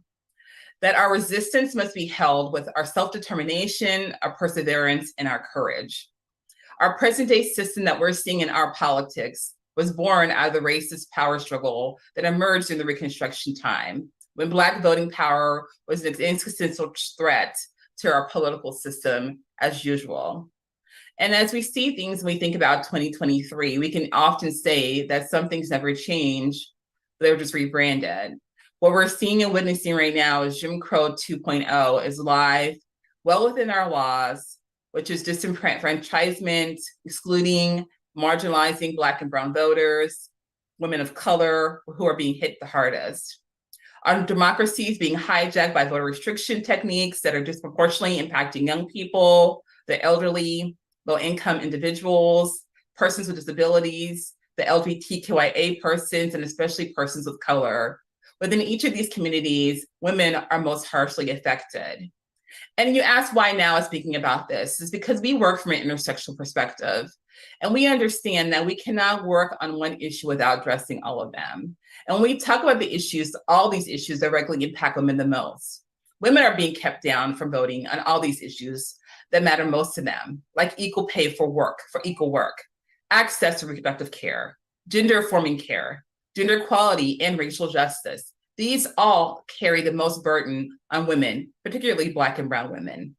All these issues are about rights, voting rights, civil rights, women's rights, LGBTQIA+ rights. They're all connected. Everything is an intersectional struggle. A few weeks ago, I went to Seneca Falls, where we marked the 175th anniversary of the 1848 Women's Rights Convention and the fight for the ERA, and the 100th anniversary for the Equal Rights Amendment. And after 100 years of fighting for equal rights for women to be protected, including in the Constitution, we are still not there. And all those years of fighting for equality, we still have people who do not want to see women included, to protect us, to give us a full inclusion under the law. We won't be blocked, though. We know why they're trying to block us, because they don't believe that we have the power, or they don't want to see our power fully recognized, because they're afraid of what that power will look like. And we're being blocked disproportionate by a cloud of powerful extremists, political donors, and special interest groups who are afraid of what that would look like, just like they're afraid of Black and brown voters, what that would look like when our full power is fully recognized and achieved and fully put to full use. So they know that we can win a fair right. And if we had a fair vote, what that would mean?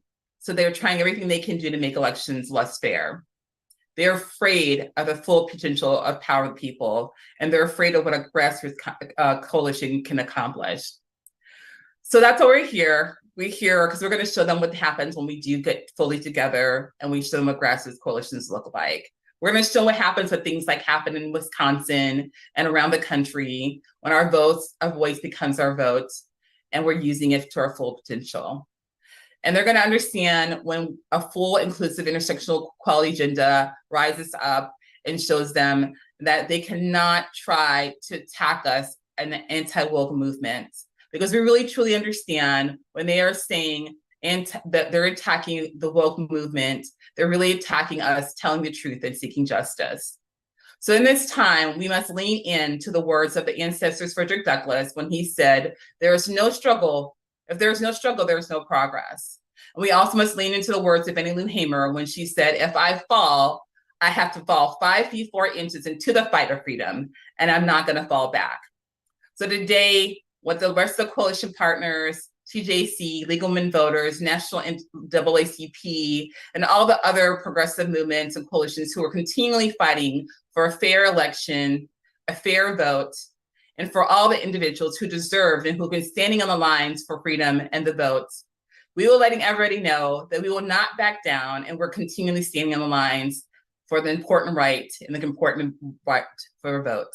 So thank you for having me, and I will continue working in coalition with the TJC, and we will get the right for the freedom right to vote. Thank you. Thank you so much. Thank you so much, Kristen Nunes, with the wow, let me tell you, the National Organization for Women, Barbara, I was telling everybody that, you know, shoulder to shoulder, they've always stood right with us. That's right. And, you know, but there's another area where TJC has been focusing, and that's, you know, dealing with having people's rights to vote restored. Yes, and right. The whole national movement Yes. that's pushing both ways, right? Yes. Because we know that, you know, it is a fight in terms of having folks that have been previously convicted of crimes, having their rights to vote restored. And it has been a fight. And Florida has shown us it can be a nasty fight. They can try to make it something intimidation so you don't want to exercise that right, even though you have it. We have some, 18 million people, Barbara? Who are confused, who get up every day when it's time to vote and have no clue. Can they register? Who don't know because they get confused by what's happening in Arizona, what's happening in Florida and Iowa, but they also get confused about what's happening right here in Wisconsin. So it is urgent that we take on the process of educating voters and changing the bad laws where they exist, and nobody's been doing that more than Expo. Dante.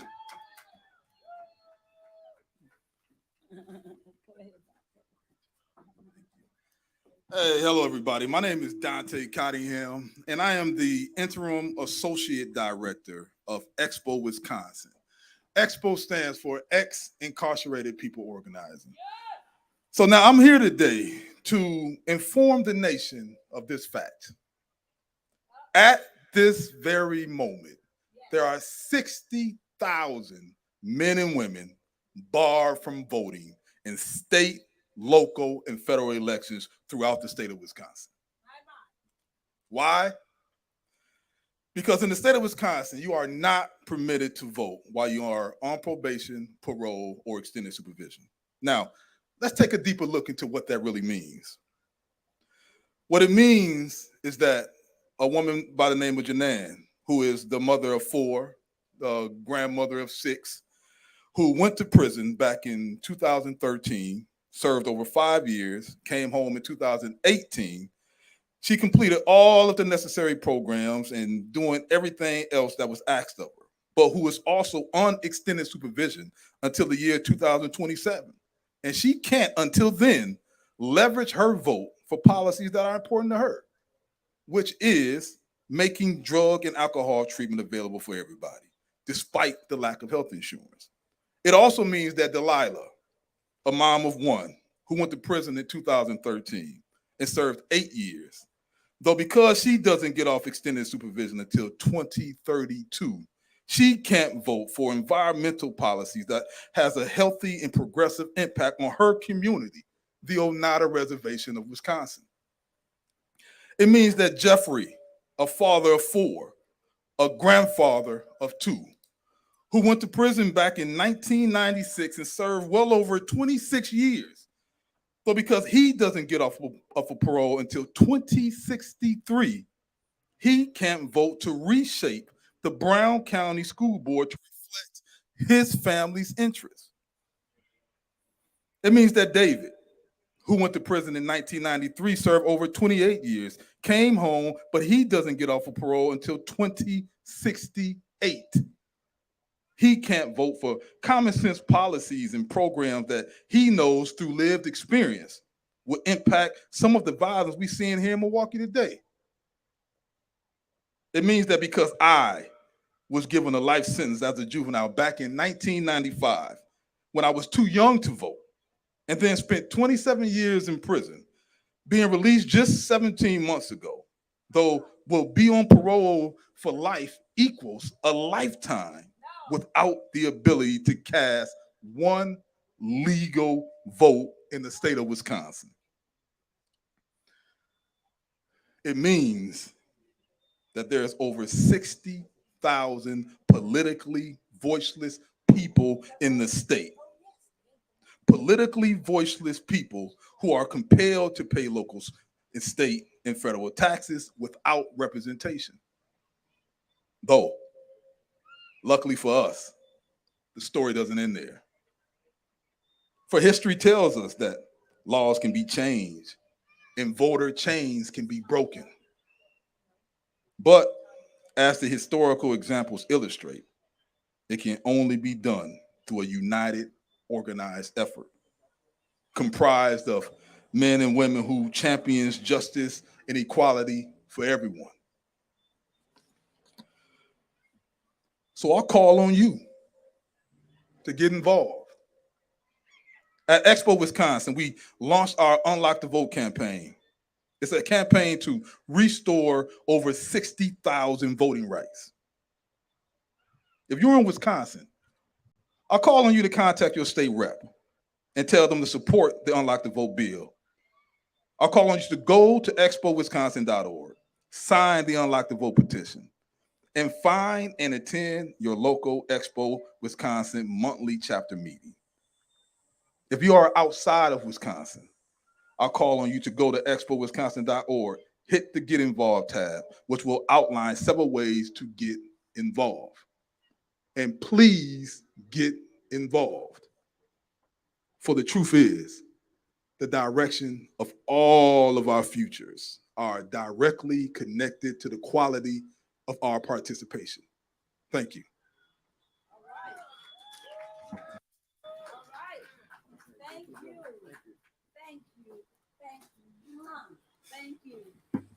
Thank you, Brother Dante. You know, Barbara, as Dante was speaking, yes, and talking about the lifetime ban that they have for some voters, yes, here in the state of Wisconsin as a result of their prior convictions. What people in Wisconsin really need to hear, I think, is a message of courage and encouragement and hope.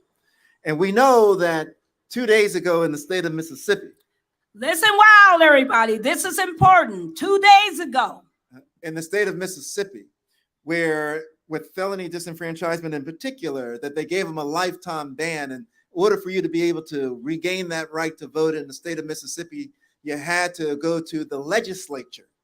And the legislature for each individual would have to vote to have that person restored. Well, the Supreme Court in Mississippi just came back and said, that's cruel and unusual punishment.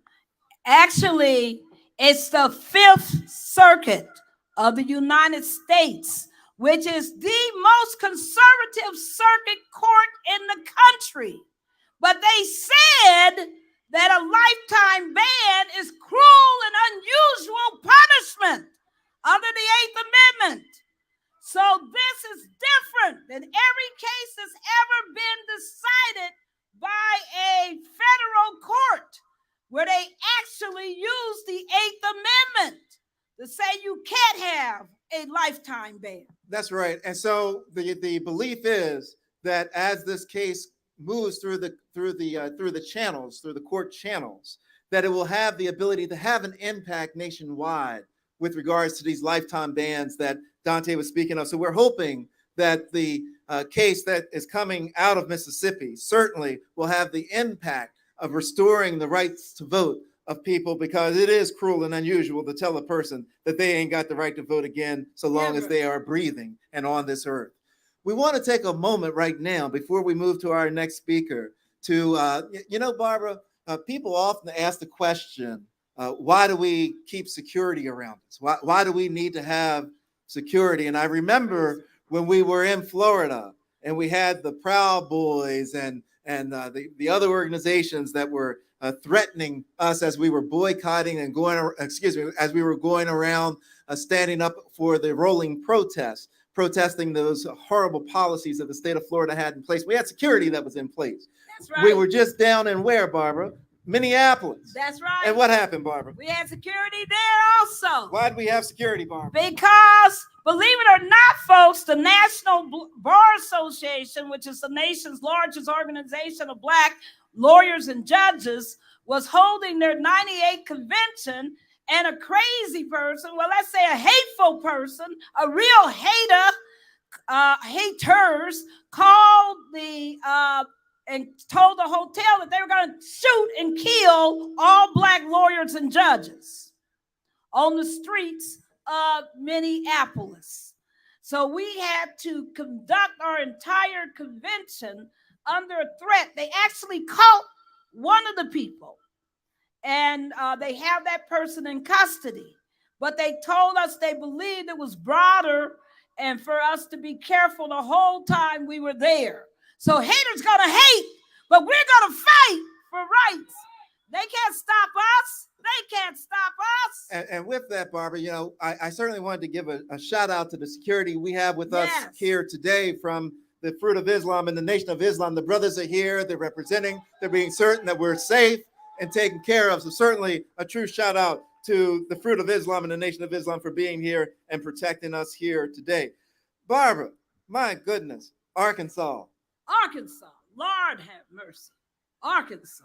So our next presenter, ran for Secretary of State in the state of Arkansas. Man, does he have a story to tell about voting rights, voting suppression, and the issues that the AAPI community experiences as they try to exercise that franchise on the right to vote. Ladies and gentlemen, it's our pleasure to bring up next to speak the founder of the Arkansas Asian American Pacific Islander Association, Joshua Anks Price. There we go. Good afternoon, everyone. My name is Joshua Ang Price. My pronouns are he, sia. For those of you who have not heard of sia, it is a pronoun from the Philippines that is naturally gender neutral and all-inclusive for everyone. My current role is I am the Deputy Director of Arkansas United, which is an immigrants' rights group based in Little Rock, Arkansas, where it is currently 116 degrees with heat index. So I am blessed to be inside. I wish I could be there with y'all in person, but I just want to thank, first of all, attorneys Arnwine and Daryl Jones and the Transformative Justice Coalition for having me on today and having me join virtually. I'm glad that we have the technology where we're able to do that. I was also a election commissioner in Pulaski County, Arkansas, which is the largest and most diverse county in the state, also the bluest. I did that for 2 terms. I am also the first Asian American to run for Arkansas Secretary of State. Unfortunately, I did not win, but I'm pleased to say that I did garner 42% of the vote in a state that is only 2% Asian American and Pacific Islander. So the reason I'm talking to y'all today is about the Voting Rights Act of 1965. And I want to talk about why it's important for our country, why it's important for me personally, and why it's important for immigrant and minority communities and for the world. So let me start with this. My mother, like I said, is an immigrant from the Philippines. She came to this country in 1975. Well, in 1972, the president of the Philippines, Mr. Ferdinand Marcos, decided he wanted to stay in power past his term and decided to stage a coup to throw out the election and make sure he could stay in power for another term. Does this sound familiar to y'all? Sounds just like what happened on January 6th, right? So Ferdinand Marcos stayed in power. He had his opponent jailed, and then he had his opponent killed, actually assassinated. The people started rioting. He declared martial law in 1972. So for 3 years, my mother said she did not see a newspaper. There were tanks and soldiers going up down the streets enforcing a strict 9 p.m. curfew. And there were only 2 TV stations that were both government controlled and played propaganda all day. So when she saw that notice at the hospital saying they were looking for nurses to work in Murfreesboro, Arkansas, she said, I don't know where that is, but I know I will have the freedom there to make my voice heard and the freedom to vote and freedom for my future children and my future family. So she took that chance. And at the tender age of 24, she came to the United States all by herself to Murfreesboro, Arkansas, so that she could have that life for herself and that freedom for her and her children. So that's something that always stayed with me, that we have to fight for our democracy. It is a fragile thing. We have to be vigilant to make sure that we protect it at all costs, because it could be taken away at any time, at the snap of a fingers, just like it did in the Philippines, just like it almost did on January 6th. So let me tell you a little bit about the situation here in Arkansas, which is very similar as to situations all across the South in Georgia and other states. But Arkansas is dead last in voter registration in this country at 64%. We do not have online voter registration in Arkansas, despite bipartisan efforts to pass that law. Arkansas is dead last in the country in voter turnout at 52%. 52%. So raw numbers, 2020 presidential election, 1.1 million Arkansans voted, 1.2 million Arkansans did not vote at all. Didn't even get off their butts and go to the polls. And then Arkansas is number 1 in the rejection of absentee ballots at 6.4%, which is 8 times the national average. And here's another stat that I just heard, which is even more horrifying. Military and overseas ballots, Arkansas is number 1 in the rejection of those ballots at 18%. A whopping 18% of military ballots are being rejected in the state of Arkansas. Why are we doing this in Arkansas? Why are we doing this? Because they don't want people's voices to be heard, especially immigrants, minorities, and people of color. It is what it is, and the numbers don't lie.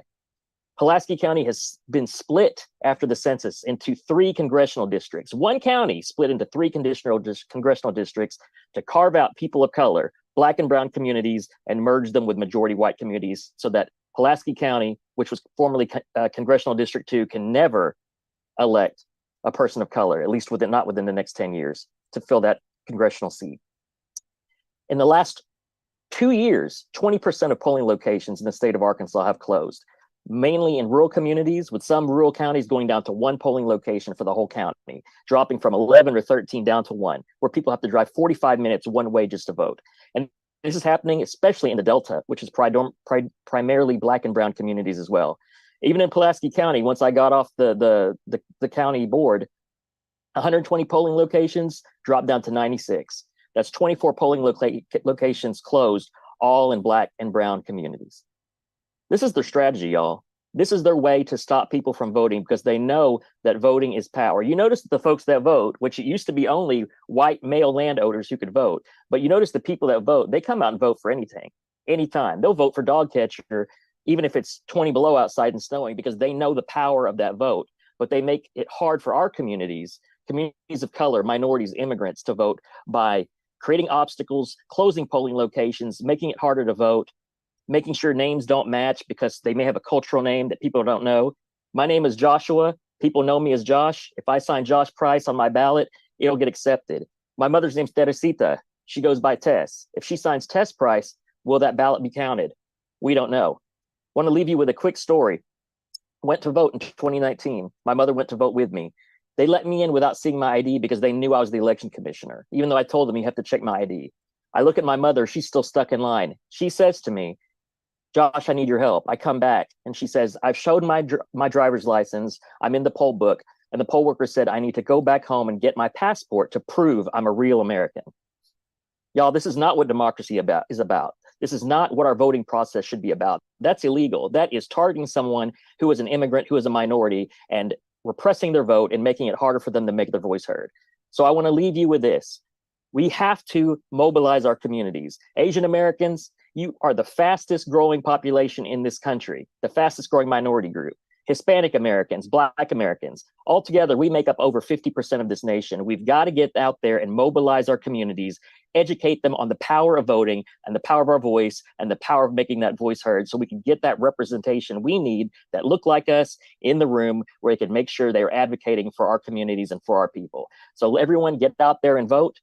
Don't wait. Get registered. Get your friends to register. Get everyone you know to register. And on election day, get out there and vote, because you could be the voice that changes that election and put someone that looks like us in that position where they could advocate for our community. Thank you very much. Mabuhay and maraming salamat po.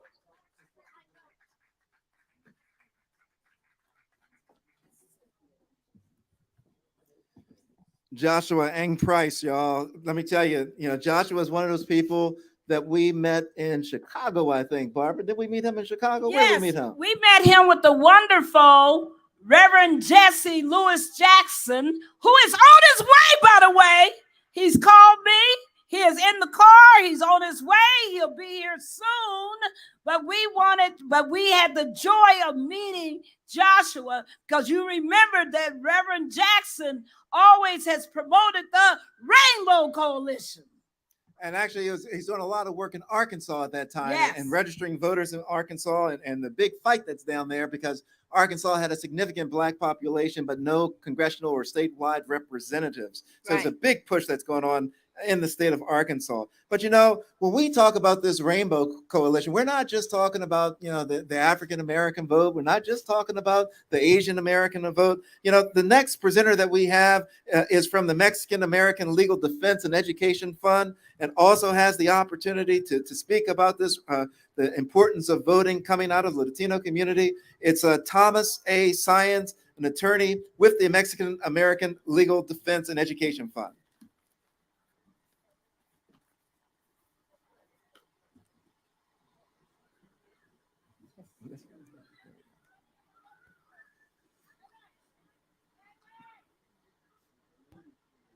Hello, Senator. We never have live people. Hello, in the my room. name is Thomas Science. I am President and General Counsel of MALDEF, the Mexican American Legal Defense and Educational Fund. I want to thank Barbara Arnwine and the Transformative Justice Coalition, not only for inviting me to participate in this commemoration of the 50th anniversary of the Voting Rights Act of 1965, but also for their ongoing work in coalition to protect and preserve the right to vote in our multiracial democracy. Today, 58 years after the Voting Rights Act first was enacted, we face real challenges to our democracy. Certainly, this year, we can breathe a sigh of relief because the Supreme Court, in two decisions issued in June of this year, the end of the court's term, it preserved Section 2 of the Voting Rights Act in the face of many challenges that would undermine severely that important provision brought forward by the state of Alabama. And in another case, the court rejected the independent state legislature theory, which would have interpreted the Constitution in an illogical way to prevent the kinds of checks and balances that we expect in our states as well as at the federal level. So these two cases came out much better than expected, and we should breathe a sigh of relief. But as we do that, we should immediately follow by breathing in a renewed commitment, not only to enforce the Voting Rights Act, but to recognize the continued imperative of amending it so it can continue for decades to come to serve, to preserve, and promote the voting rights of all Americans. We should be reminded that it has now been an entire decade without Section 5 of the Voting Rights Act, a provision justly called the most effective civil rights provision in our nation's history. Without the protections of Section 5, we must allow, regrettably, states that have a long history of suppressing minority voting rights to implement some of their most egregious proposals before they can be challenged in court. Prior to Shelby County versus Holder, Section 5 prevented these measures from ever taking effect until they were vetted in advance by the Department of Justice to make sure they did not intentionally or in effect reduce the voting rights of all Americans. Our challenge then is not only to ensure that Congress moves in a bipartisan way to ensure that the Voting Rights Act of 1965 is reinvigorated through enactment of the John Lewis Voting Rights Advancement Act. At the same time, we must commit as a community to continue to enforce the Voting Rights Act in its current strength at every opportunity. Unfortunately, we have seen unprecedented efforts across the country to suppress the voting rights of certain Americans to prevent them from going to the polls and casting a meaningful ballot. At the same time, we have seen attempts by those currently in power to use the redistricting process to prevent growing numbers of minority voters from exercising their constitutional voting power. So we have to work together in coalition, as we have for so many years, to ensure that we are using the Voting Rights Act to fulfill its original and continuing purpose, to make sure that minority voters, voters of color, have the right to cast a meaningful ballot that could determine the outcome of elections. In other words, that meaningful ballot must translate into the community's right to elect candidates of their choice, not candidates supported by the establishment, not candidates supported by those already too long in power. On this commemoration of the 58th anniversary of the Voting Rights Act, we must recommit. While celebrating the victories in the Supreme Court this year, we must recommit to enforcing the Voting Rights Act wherever it is applicable and to expanding it to preserve the long-standing, but now absent for 10 years, protections of the pre-clearance process.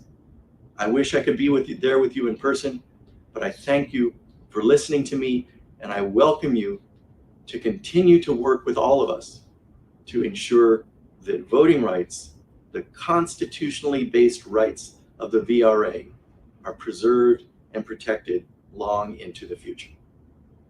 Thank you. Thank you, Tom. Thank you, Tom.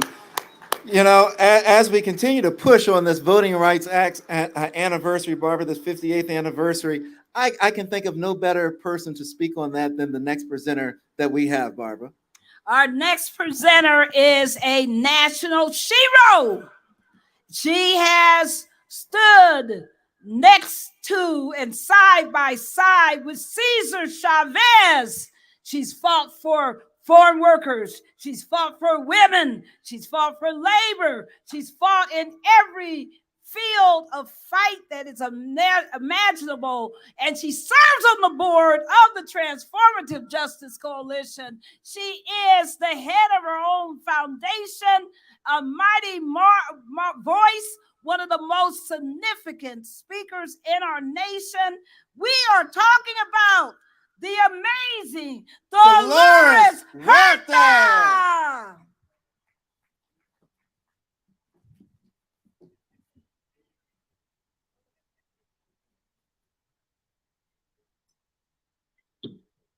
Hello, everybody. Hi, this is Dolores Huerta.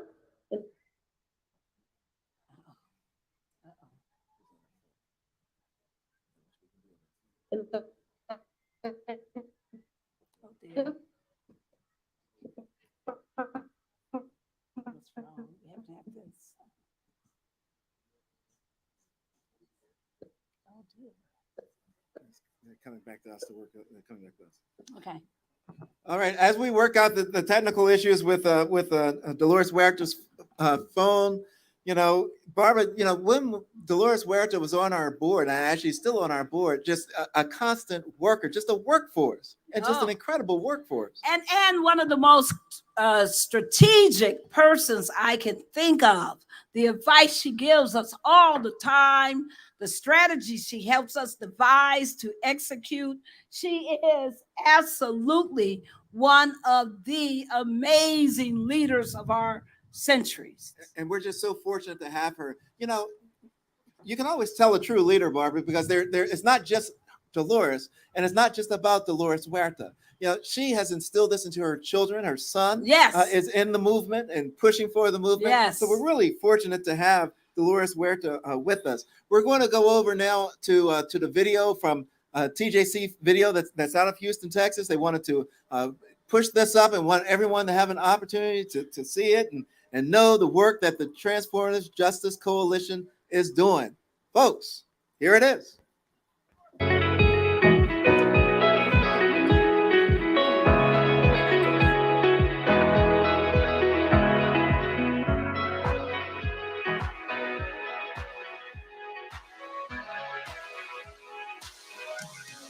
School supplies for all ranges of kids up to 12 years old. Shout out to TJC.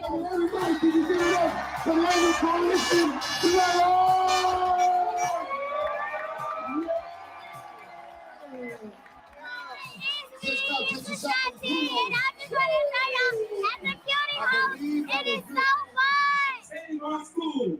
Because we gotta be clear, this same state that doesn't care about us, they've already shown us they don't care about our housing, they don't care about our water, they don't care about our safety, they sure don't care about our schools.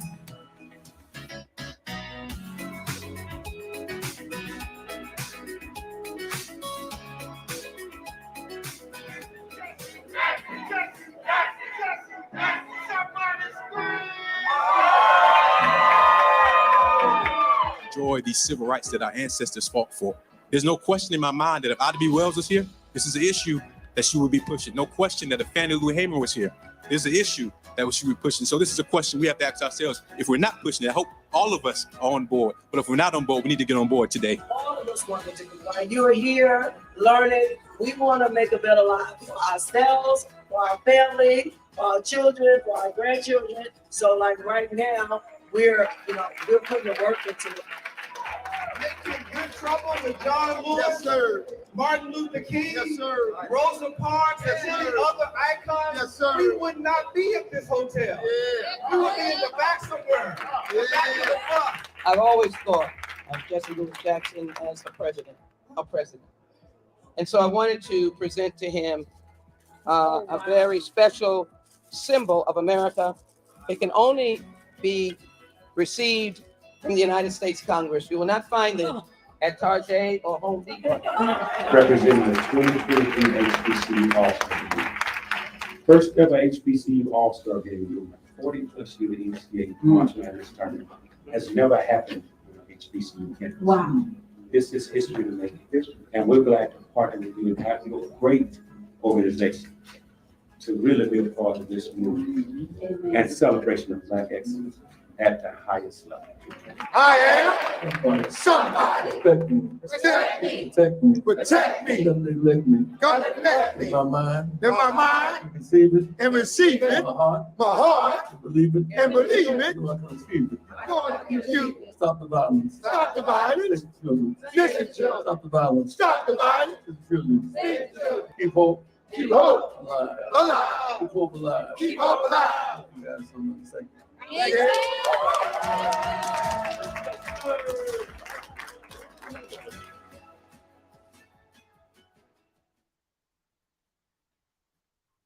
All right, that was from our trip in Houston, folks, and what an incredible experience it was for our Gen Zs and our young millennials that were there and all the work that they were doing.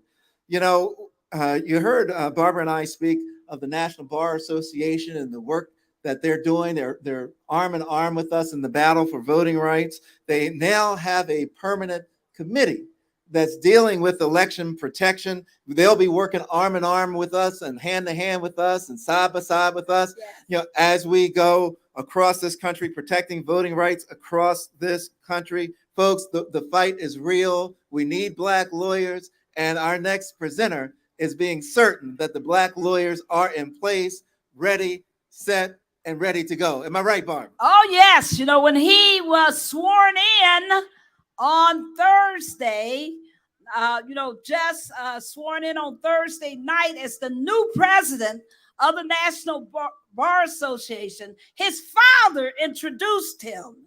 They talked about his ethics, and people talked about how he had been this bold, outspoken, leader of the bar from a very, very young lawyer beginning. So it is important to us that he has taken time. He's down in Florida, but he has taken time to make sure he celebrates and honors the 58th anniversary of the Voting Rights Act. We are happy to bring up President Dominique Calhoun.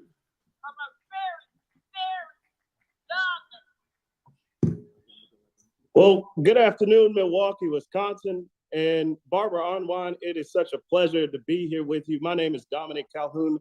I am the president of the National Bar Association, the nation's oldest and largest bar association comprised of African-American lawyers and judges in the country. And it is our goal, mission, to make sure that we are protecting the rights of all Americans, but especially the ones of color. Since the founding of the Voting Rights Act, we have tried to make sure that we maintain all of the essence that is created within it. However, in the last 10 years, since the Supreme Court held in Shelby County v. Holder that Section 4B of the Voting Rights Act, which governed preclearance, was unconstitutional, we've seen an onslaught, a threat against our democracy and our ability to vote.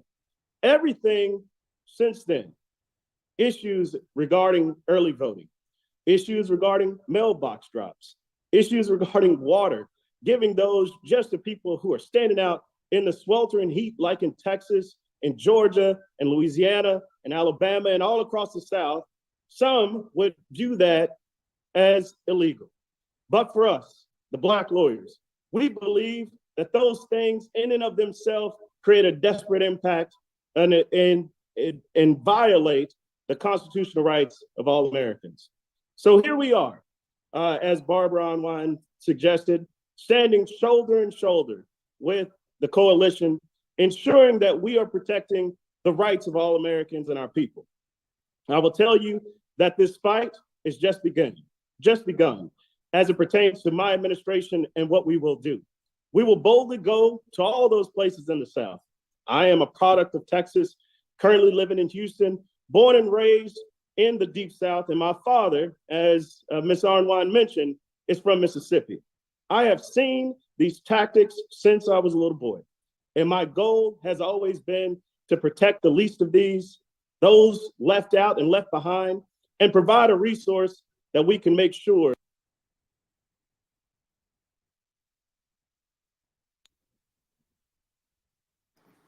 Thank you so much. President Calhoun was just so much on point, Barbara, with all that he has said, and the responsibility that he's taken on right now at this critical moment, this critical time, and where we are in this country with regards to voting rights. So we're really looking forward to working with him, and certainly looking forward to working with him on all these voting rights issues that are occurring across the country. And Barbara, I guess as we discuss some of those issues, one of the partners that we have that we work with, that Black Voters Matters group. Oh, yes. What can you tell us about them? Oh, my gosh. Black Voters Matters has the blackest bus in America. And we have had the opportunity to roll through Milwaukee together with the John Lewis bus and the Black Voters Matters bus. They go all over the country, making sure that Black voters matter, making sure that Black voters are not impeded in their ability to vote, and helping local organizations to build Black voting power. So we just love us some Cliff Albright.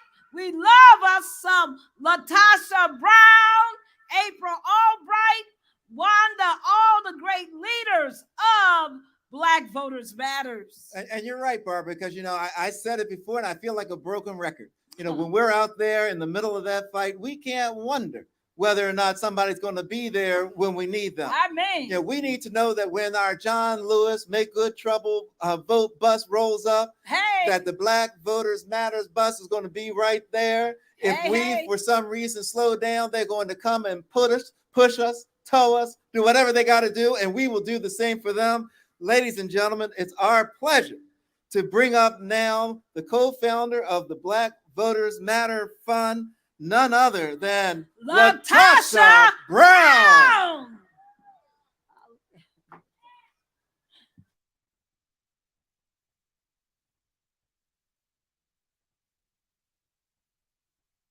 Well, the first thing I did right was the day I started to fight. Keep your eyes on the prize and hold on, hold on, hold on, hold on. Keep your eyes on the prize and hold on, hold on. This is a freedom rally. We can't start a freedom rally without having some freedom songs. I'm LaTasha Brown, co-founder of Black Voters Matter. I am so happy to be here today. Thank you, Daryl and Barbara, one, just to be the work that you're doing every day, the Transformative Justice Coalition, being on the front lines, creating a space, bringing and gathering and convening all of us in this space, you know, to really be able to be focused on and keeping our eyes on the prize around voting rights. It ain't over. It's not over. This is a fight. This is a long, hard fight that we've been in. But I also want to raise it as an opportunity that the bottom line is, even with the passing of 1965, in Voting Rights Act, even with the passing of that, that still wasn't enough, y'all. That what we need is we actually have to have a nation that is inclusive. We have to have a nation that we're literally breaking the ties and the roots of racism that has actually kept this nation stuck and prevented it from growing and being at its best self. And so what I think that we need to do, I wanted to, you know, there are 4 things that I just wanted to leave. I only got a minute or 2 left, and there are 4 things that I want to leave in terms of thoughts. One, I want us to really shift thinking about this fight, that there is, yes, this is a continuation of a fight that we've had for years, for centuries, actually, since we've been in this nation, right? To fully actually be able to have voting rights, and that voting rights be protected, and acknowledge. But there's a greater opportunity here. There is an opportunity for us to really be able to co-design, to create the America that we desire, we deserve. Oftentimes we have been responding to the vision of those before us that didn't even have enough vision to see the full humanity in all human beings. But those of us that are on the front lines now, it is a matter of time that we have to really see this as an opportunity to push and even go greater, to go deeper. We have to go higher. We have to really make sure that we are elevating the conversation. No, this isn't about just voting rights. This is really about how we are affirming our humanity, how we are going to shift and change this nation to be the nation that we desire, we deserve, that we're going to demand justice, and we are going to generate that justice for ourselves and for others. And so the 4 things that I want to leave you all with is, this is a moment in time right now that we've got to reflect. We have to be very reflective of what is happening, not just in terms of on the policy end, which that is important, but all around us. We're seeing the attacks on CRT. We're seeing that we know that on July the 13th, that there were Secretary of States all around this nation that sent out letters to the Fortune 100 companies asking them to eliminate their diversity and inclusion offices. That's where we are right now. We're literally fighting around our history. Our very existence is being attacked right now. Our very existence and our story and our narrative, once they erase your story, they erase you. And we're not going to allow that to happen. So that is a moment for one. The first thing is we've got to reflect. Take this moment and be in reflection around what is happening around us. And that's going to require us to do what? Pay attention. We've got to pay attention to what we see as these policy change on the local level, on the state level, and on the federal level, which is why it is very important that if you're not already connected with an organization, you have to find a political home. I'm suggesting Transformative Justice Coalition. You have to find a political home, and you got to take care of that home so that we actually can make sure that we always got our front lines covered. The second thing that we've got to do is we've got to rededicate ourselves. We have to recognize that the fight is not only over, but we're in a new era, that we're in a new era where there are candidates that are literally running on a platform on who can be the most racist, that we are back 50 years from ago, that now what makes you a candidate for one particular party in this country is How can I be the most exclusive? How can I be the most racist? How can I be the meanest? And so we've got to really make sure that we're addressing that, not just based on, okay, we're going to look back and we're going to fight for what we had, but no, we're going to fight for what we deserve. And getting the Voting Rights Act restored, that is the baseline of what we deserve. But we're literally going to push forward so that we can actually be able to shift not only the policy, but the reality that all communities are living in this country. The third thing is we're going to have to radically reimagine this nation and every single system in this nation. We're going to have to radically reimagine the Supreme Court. We're going to have to radically reimagine the justice system. We're going to have to radically reimagine electoral politics, all of it. We have to stop thinking of ourselves just as citizens, and I say this often, of a nation that we inherited, and start seeing ourselves as visionaries and citizens and leaders and founders of a new nation, a nation that is more inclusive, a nation that is more just, a nation that is actually, we have more distribution of resources, and making sure that all men, women, children, however you define yourself, that they are taken care of, their humanity is valued and respected. It is going to require us having a radical reimagination of everything that we've known so far, that we actually lean into that and create systems to facilitate that. And the final thing is, y'all, we're going to have to reignite our people. We're going to have to reignite our communities. We got to see organizing, not just as a tool to get people to go to the polls, but we've actually got to make sure that we're igniting, that we are capturing the hearts, the minds, and the spirits of our people, and that we're igniting what that is in them that says that if any decision is made about me and my family, I need to be a part of that decision-making process, that this is our nation, and that we will have a nation that will serve the interests of all of us. And so we've got to ignite the base, and there's nothing like organizing that is going to ignite that base. So given that, I want to say thank you for all the advocates, all the organizers, all of you that are tuned in. That means you care. That means that you care and that you are paying attention. It is time, y'all. This is our moment in time. It is our moment in time to shape the kind of reality that we desire, to shape the kind of nation that we deserve. And it will not happen. I am clear that we cannot wait around and see what Congress is going to do. We've got to tell Congress what to do. They work for us, not the opposite. We've got to make sure that we're taking this opportunity to lean in, to radically reimagine this America that which I speak of, and do everything within our power, support organizations, volunteer, connect with other folks so that we can actually get exactly what we deserve. What I do know for sure is that we believe that we have power, we find a way that we tap in. And when we are tapped in, there ain't nothing that can stop us. So thank you so much. Make sure that you all remember that this election cycle, we're going to be screaming it from the rafters. All Black voters matter. That we're going to fight for that. We're fighting for voting rights. And we believe that we who believe in freedom shall not rest until it comes. Thank you.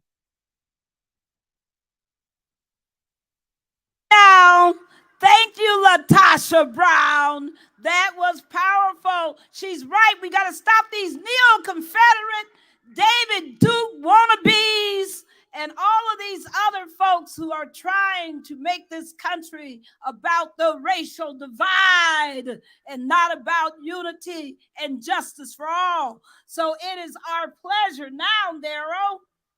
You know, Barbara, again, how many times am I going to say this? That every time we find ourselves with a partner in a fight, that they're right there every step of the way, to be certain that, you know, that we're not alone, and our voice isn't just, you know, whistling in the wind, that it's a chorus of supporters, it's a chorus of fighters, it's a chorus of freedom voter seekers that are with us. And I tell you, the Hip Hop Caucus is one of those organizations, Barbara, that, oh my goodness, y'all, the Hip Hop Caucus and TJC hooks up, and we go out and we do our young voter thing, and they come up and they support us, we support them. And then, you know, all of a sudden we have support that's coming from the chair from the Civil Rights section of the National Bar Association, because she's always on top of it. She's always pushing forward with it. That's right. She's always in the mix. She's always got our back. Yes. We've always got our back. And what else, Barbara? And before she joined the Hip Hop Caucus, she was at the State Infrastructure Fund. She funded the voting rights movement. All the organizations that you saw on that screen, she made sure they had resources to do their work and set up the ongoing mechanism to give the proper support for those organizations. You know who we talking about. We're talking about Tanya Clay House, the house.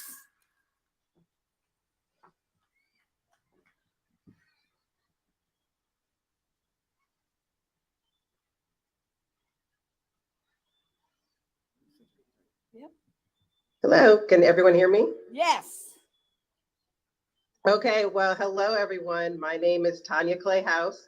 I am the Executive Vice President with the Hip Hop Caucus, and it's a pleasure to be here with you today. I am hailing right now, currently, from Des Moines, Iowa, jumping right off the heels of the National Junior Olympic Championships, where I've been coaching, and I had to come and be here because this is in celebration of the anniversary of the Voting Rights Act, and it's important for me to be here despite all the other things that are always happening, because we know that voting rights is fundamental. I can't believe that I'm coming after some of my wonderful colleagues. Latasha, thank you so much for being here.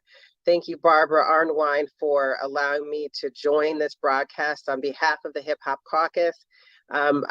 Once again, thank you to our president of the National Bar Association, Dominique Calhoun, of which I am the chair of the Civil Rights Law section as well. I just want to make sure that you all understand the importance of why I needed to be here today. As I said, I'm right here in the middle of coaching, but I had to be here because you know what? Voting rights is at the intersection of all the things that matter to us right now. We are in the midst of celebrating the anniversary, the 50 years of hip hop, 50 years of hip hop. And what hip hop is, it is the culture, it is the storytelling, it is a movement in which we are talking about what happens in our community. We are talking about all the things that are surrounding us. And you've seen it evolve throughout these 50 years. And we know that voting rights has enabled us to have a voice in the issues of criminal justice and policing reform, to have a voice in issues of education, to have a voice in issues of environmental justice, which we have to talk about more because we are the first and worst impacted. We have to talk about how it is that we have to be on the front lines, making sure that our communities are not the ones dying because they're putting these toxins in our backyards. We have to talk about the intersections of voting rights and all the variety of issues that we are facing today, because we know that here at the Hip Hop Caucus, that it is about protecting the civil rights and ensuring racial justice for our Black community, and ensuring that we continue to be at the forefront of creating that change that we believe in, to make sure that we understand that this is about telling our own story and being there and representing ourselves and how it is that we need to be making sure that we are heard, both always in Congress, in the administration, but also as we're walking with you in community. Right now, we have been engaged in a variety of grassroots organizing activities, particularly those within Atlanta called Cop City that some of you all may not have heard of. But this is, again, that intersection of voting rights. And what it means is that we are talking about issues of policing and militarization of the police force in Atlanta, while they're tearing down trees in the backyards of Black communities to create a huge complex in which they are training police to be to militarize police within the community. But the citizens don't want it. And so we are trying to make sure that we are educating everybody about this. But the best way to do that is to make sure that they exercise their voice. And that's why a referendum is happening right now, which we're helping to lead with our community activists on the ground. And so, again, the vote matters. The vote matters every single day. It's not just about the presidential elections. It's not just about the congressional elections. It's about our local elections that are happening on the ground, the local elections that are happening in for our judges, for our district attorneys, for everyone, for our school boards. This is why we are on the ground working every single day. And we know that it's can't do this alone. That's why we're so proud to be able to partner with the Transformative Justice Coalition, with Barbara Arnwine, with Daryl Jones, with all of our friends in the community. We want to make sure that we're continuing to work with you and to make sure that the Hip Hop Caucus is that you all understand that we are in partnership and collaboration with you always, as we're working, as we say, in the suites and in the streets. And please call on us. Let us know what we can do to make sure that we are lifting and bringing that story and that narrative, because that's what this is all about, telling our story and making sure that they understand that those in power not understand what it is that we need, and also that we put others that look like ourselves and that represent our interests in power. That's what the Voting Rights Act gives us. That's what it allows us to do. And that's what the Hip Hop Caucus will continue to do throughout our variety of campaigns, particularly our Respect My Vote campaign, which is our oldest campaign that started. We are about to celebrate 20 years at the Hip Hop Caucus, and the Respect My Vote campaign was our first, and it will continue to be one of the most important campaigns that we have. And so stand with us as we stand with you in protecting and honoring the legacy of John Lewis and those who have walked that marched across the Edmund Pettus Bridge, and those that are working, across many fields, those that we work with in the Election Protection Coalition, those that are leaders across the board, because we know that it takes a community, it takes a village for us to make sure that we are showing up every day. It's tiring, you all. I know it.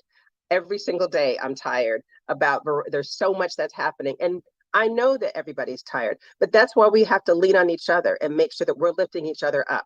And we understand that when someone else is tired, you know what? Give them a pep talk and say, it's okay. I'm going to be there and I'm going to help you and I'm going to work through this. And I want you to know that just as we need to do that for others, others need to do that for each one of us. Because the people who are trying to stop us from engaging, from exercising leadership, from being in coalition, they don't stop. They are working every day. So we've got to be there for each other. We've got to work every day. And so stand with us, stand with the Hip Hop Caucus, stand with the Transformative Justice Coalition, and we will be there with you as we continue to honor this legacy of the Voting Rights Act, to fight to make sure that we have the full authorization and the full import of the Voting Rights Act into passage of the John Lewis Advancement Act, as well as the Freedom to Vote Act, and that we will continue to do what is necessary every single day to tell the story of our Black people. And so thank you for allowing us to be here today. Thank you on behalf of Reverend Lennox Yearwood of the Hip Hop Caucus, and thank you for allowing us to be in partnership with you as we continue to uplift the import of the Voting Rights Act. God bless you and continue forward. Thank you, Tanya. Thank you, Tanya. You know, they love to say that the enemy never sleeps. They sleep in what? Shifts. Because they're constantly plotting how to destroy our political power. But their miscalculation is they forget that there's something called us. And we will never, ever give up. And with that in mind, You're absolutely right, Barbara. They sleep in shifts, and what did we learn? We learned to sleep in shifts. So we're going to confront them and be there at every step of the way. And we're going to stay in the fight. We're going to stay on the field. We're going to stay woke. And as we're staying woke, I can think of no better place to talk about staying woke than the state of Florida. Oh my goodness, we have the president of the state conference of the NAACP for the state of Florida that's up next. Ladies and gentlemen, please welcome Dr. Adora Oni Nwize.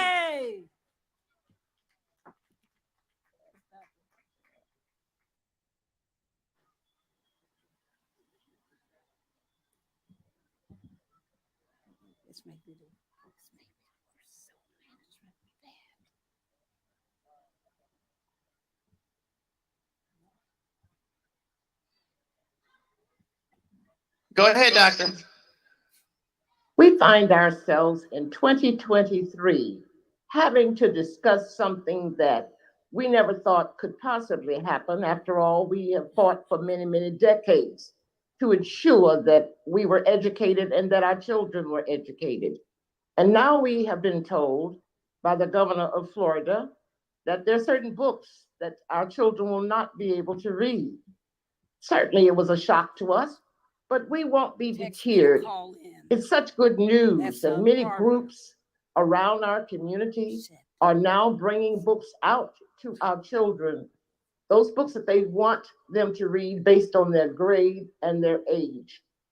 And we're doing that, and we'll continue to do that, because we will never allow anybody to keep us from educating our children ever again. And we know that once everybody understands what has to be done, that we'll do that. But on the other hand, we will also continue the fight to ensure that we have a quality education. And if we think about Brown versus Board and all the other issues we faced throughout the decades and our forefathers have fought so hard for, we can do no less. And we want everybody to know that we will not take this banning of any books from our children. We will build the libraries. We will do the tutoring. We will do the deciding what they could and could not read. And more importantly, the parents will decide. And that's who I'm talking about.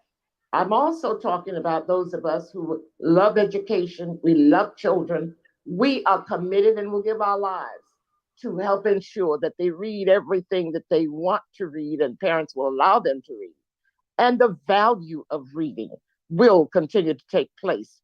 So we're not worried, but we do understand we want everybody to be informed about what is really happening here.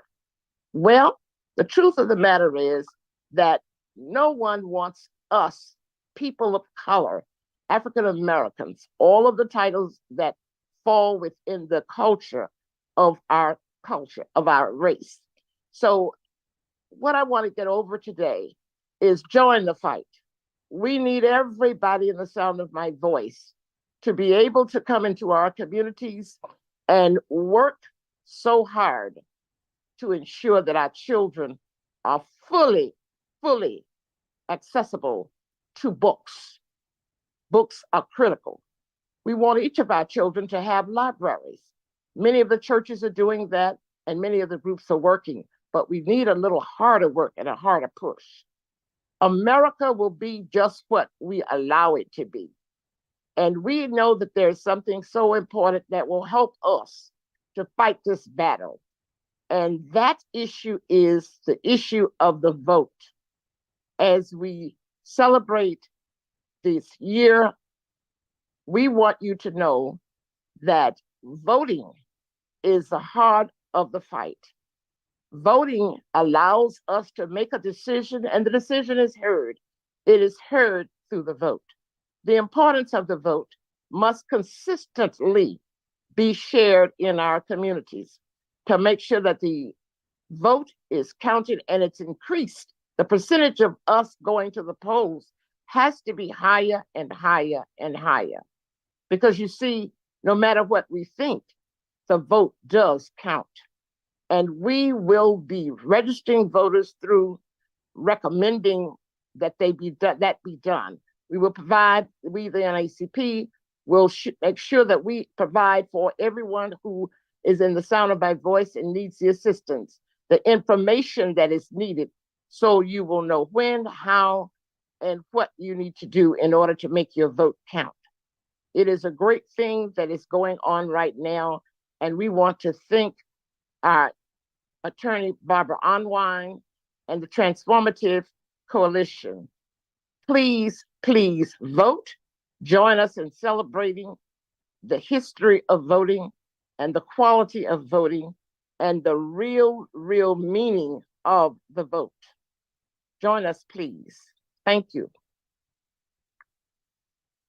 Thank you so much, Dr. Adura. Let me tell you, Barbara, when we were down in Florida, Dr. Nwize was just bringing it everywhere. We went all 15 stops. She was there and just bringing a powerful message of reigniting Floridians and reigniting this state's chapter of the NAACP and carrying the message of the importance of the vote. But we need to go down to Georgia for a moment, don't we, Barbara? Oh, yeah. We need to go down to Georgia, and, it's our pleasure to bring up, we follow the Florida State Conference president of the NAACP. with the Georgia State President of the NAACP. Let me tell you, the brother that's about to speak, he is just an incredible, incredible person. When we talked about the voting rights, when we talked about issues that we had going on nationally, he showed up in Washington, D.C. and was marching on the White House demanding that President Biden execute an executive order on voting rights, being able to restore voting rights. It's just an incredible time that we have when we have partners like Gerald Griggs down in Georgia. When we were down there, and you've heard us speak previously with regards to the shooting of Ahmaud Arbery and our being there. Well, one of the things that happened when we were down in rural Georgia, because people got to remember, this was rural Georgia. This wasn't Atlanta. This wasn't one of those real populated areas that were just overwhelmingly supportive and cosmopolitan or any of that. We were in rural Georgia. And as we were in rural Georgia and going to the courthouse every day for the Ahmaud Arbery trial, Gerald Griggs was one of those people that said, you know what? I'm a criminal defense attorney. I'm working with the NAACP. I need to be there. I'm going to be there. And he was there. And he stood with us each and every day when we did marches through the streets of Brunswick, Georgia. He was there. He was holding the microphone, holding the megaphone, doing the chants. He was certain that the people in Georgia knew that the NAACP was there for him and for the Arbery family.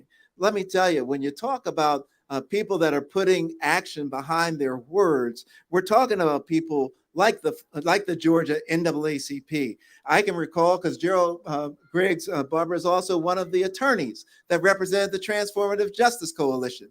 We went down to Georgia, and this was during the 2020 election series, and we filed suit along with Black Voters Matter, along with the Georgia Coalition of the People's Agenda, because the Secretary of State there, Rappersberger, had removed some 180,000 voters. Only problem was he removed them because he said they moved. Needless to say, these are primarily voters of color. They had not moved. They were living in the same addresses that they had always lived in. But what they had done was they had sent them some little flimsy looking postcard. And on the postcard, it said, we need you to respond to this postcard by X date. And if you don't respond to this little flimsy postcard by X date, we're going to purge you from the rolls. Well, they did what most people would do.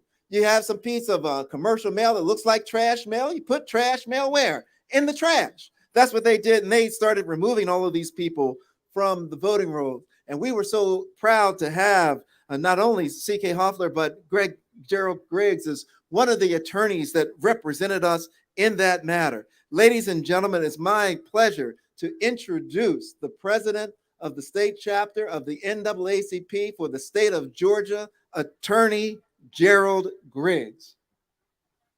Yo, for 10 minutes. Just tell I'm on a national video. Come on, Brother Griggs.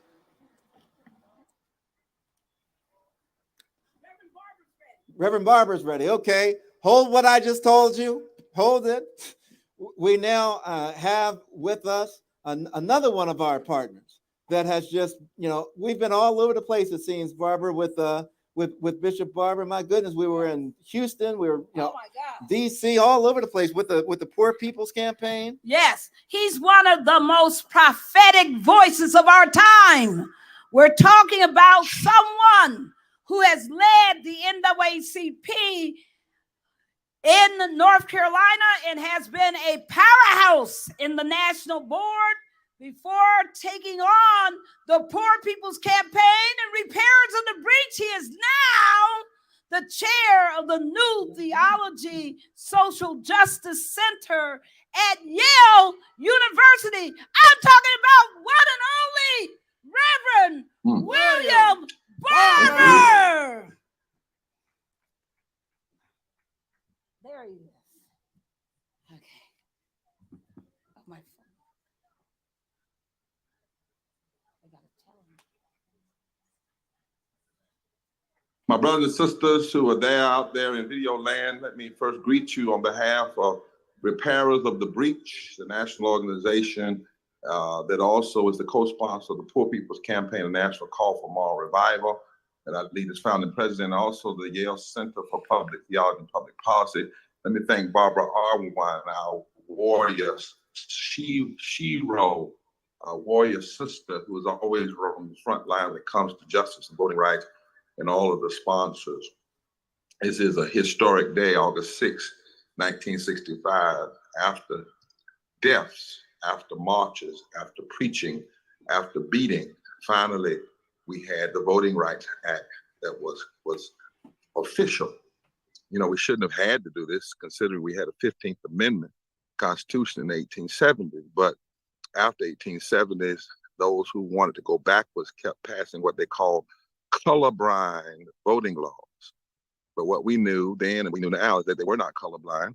We also know, secondly, that the Voting Rights Act had to come because in 1964, when the Civil Rights Act was passed, it was gutted. Voting rights was originally in the 1964 Voting Rights Act, but because of compromise, that's a word we have to be careful of, compromises, and because of the filibuster of Strom Thurmond and Southern Dixiecrats, they were able to gut all of the voting rights provisions out of the Civil Rights Act of '64.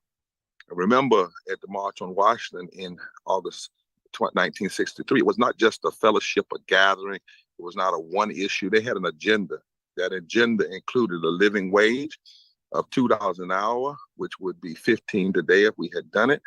It included health care. It included broadening the Labor Standards Act. It included fully funded public education, and it included voting rights and a Voting Rights Act against voter suppression. That was gutted out.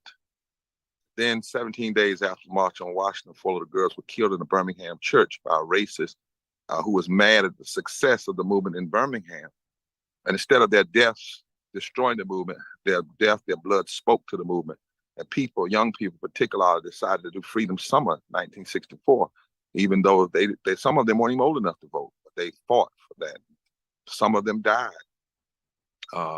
and were destroyed. In fact, a president was killed in 1963, which is another reason Lyndon Baines Johnson had the moral ability to join with the Civil Rights Movement to reluctantly push for that and the passage of the Civil Rights Act because the nation was in mourning.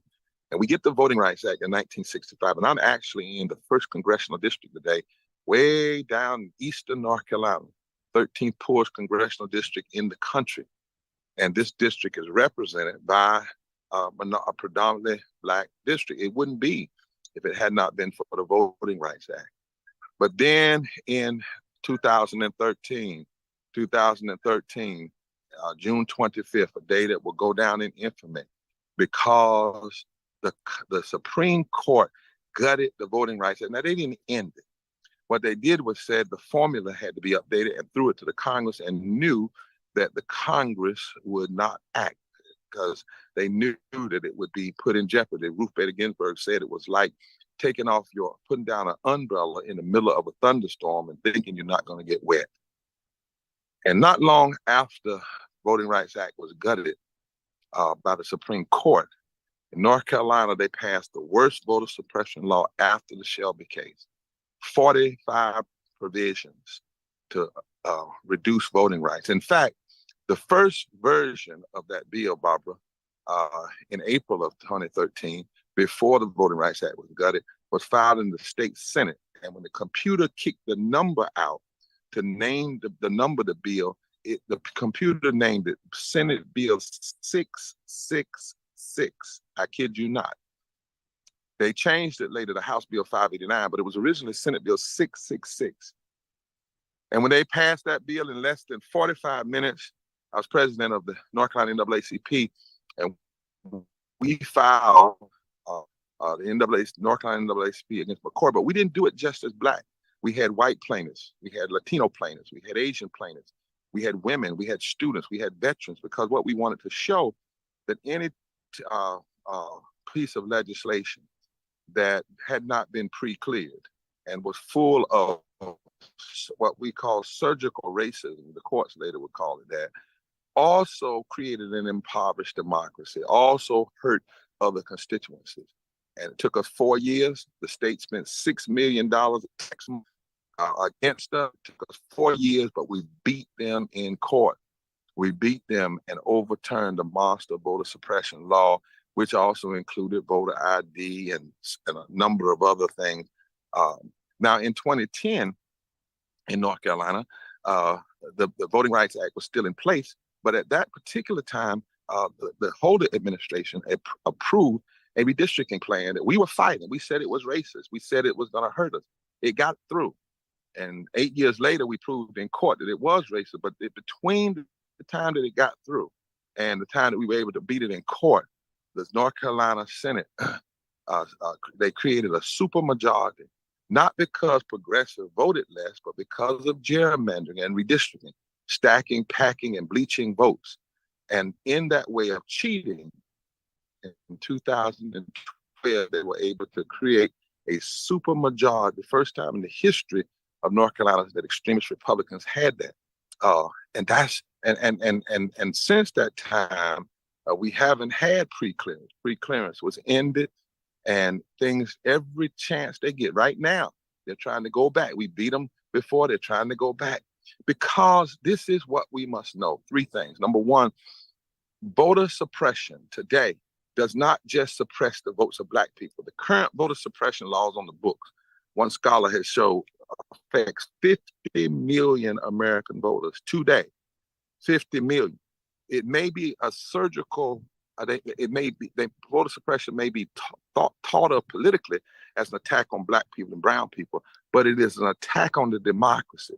Because racism is always an attack on the democracy. And that's why when we deal with voting rights, we can never let it just be a Black issue. We must point out the racism, but we must call all people into the fight because all people are affected by it. Secondly, we know that voter suppression and that we have a gutted Voting Rights Act, and why it's atrocious that we have not restored the voting rights. It is sad that Democrats may have both houses, Senate and the House and the presidency a couple of years ago, did not make their first order of business, even before infrastructure, passing the Voting Rights Act. It's tragic that 2 senators, Manchin and Sinema, joined with the United States Chamber of Commerce to block fixing the Voting Rights Act and to block living wages. It's tragic that they joined 49 Republicans to block the Voting Rights Act. And we have to call that out. And we have to call it out in a way that, number 2, shows how voting rights, the suppression of voting rights, also suppresses economic justice. Because the same persons that promote voter suppression also vote against the living wage. The same 49 Republican senators and 2 Democratic senators that blocked the Voting Rights Act, blocked the John Lewis bill, restoration of the Voting Rights Act, those same 51 senators, same one, voted against living wages. Living wages that if it was $15 an hour 2 years ago, would have lifted 41% of African Americans out of poverty. 60.9% of Black folk live in poverty and low wealth today. 41% could have been lifted out of poverty and low wealth with 1 vote. We could have health care, and we could have paid leave, and we could have extended child tax credit. But with voter suppression, it allows people to get in office who then engage in economic suppression. Let us never forget, at the end of the Selma to Montgomery March, it was Dr. King who said, and he said it clearly, he said it very clearly. He said in his final sermon, he said, listen, what causes racism is the fear of extremists and the Southern oligarchy, the fear of the masses of Negro people and the masses of poor white people and others forming a political voting bloc that will fundamentally change the economic architecture of this nation. And then thirdly, let us understand the reason we keep fighting for voting rights and calling for and demanding the Voting Rights Act. And I would say if in next year's election, a certain party gets the House and the Senate again, it will be unconscionable if on the first 10 days, they do not restore the Voting Rights Act and pass living wages simultaneously. Because what we know is that the denial of voting rights and the refusal to expand voting rights undermines all of the other hopes and dreams that we have. You can never talk about voting rights suppression without talking about wage suppression and healthcare suppression. Because what it does is voter suppression allows people to get elected by cheating. It allows them to get elected by suppressing the vote because they know they can't win with an expanded vote. It also allows people to win by gerrymandering the Black vote and the Latino vote, Asian vote, and the Native vote, not just in a way that disallows Black people from getting elected, but also disallows the ability for Black, brown, white coalition that can elect candidates of their choice. We have to understand that. We have to understand the tactics that are going on here, because sometimes we have had Black politicians who actually kind of relish in these 70 and 80% Black districts, but they shouldn't, because when you put 70 and 80% of Black folk in one district, you dilute the power of the Black and brown vote in those other districts to be a coalition. But when you don't have a Voting Rights Act, you don't have pre-clearance, all these kind of tricks can be played. So much so that you could have a massive turnout of the Black vote in large elections, but because in district elections, the vote has been so gerrymandered, that vote only has power in a limit of districts. And so we've got our work cut out for us, brothers and sisters. We've got our work cut out for us. We now know that there's not a state, Barbara, in this country. The data tells us there's not a state in this country where if 20% of poor and low wealth voters who have not voted of any race, who when they did vote, tended to vote progressive, if 20% who have not voted were registered, mobilized to vote, it could determine the outcome of any election in these battleground states. And noted that voters, not Black voters, voters who make less than $50,000 a year tend to vote progressive. They don't vote against their own interests. That's a lie. But the reason many of them don't vote is because nobody talks to them. Nobody says the word poor and low wages. We must change that. Fact of the matter is 19% of poor and low wealth voters who have not voted mobilized in North Carolina could change every election in North Carolina, could determine the presidency, the governor, the Senate seat. 1% in Michigan, 7% in Georgia, 3 to 4% in Florida. And so we have our work cut out. We got to have massive mobilization. We've got to continue to fight with Section 2 of the Voting Rights Act. And we must demand no more playing around.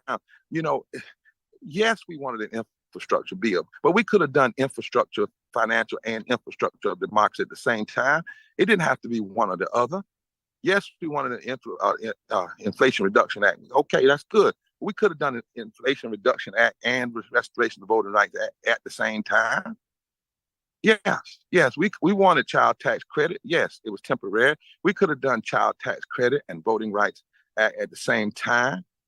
And we're going to need all folks, especially Black congresspersons and others, to when they have the power to say, like the extremists say, I'm not voting for anything until this happens.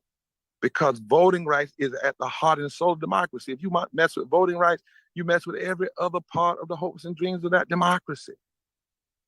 And so, as Langston Hughes said, we must say America in some ways has never been America to me, but I swear that America will be.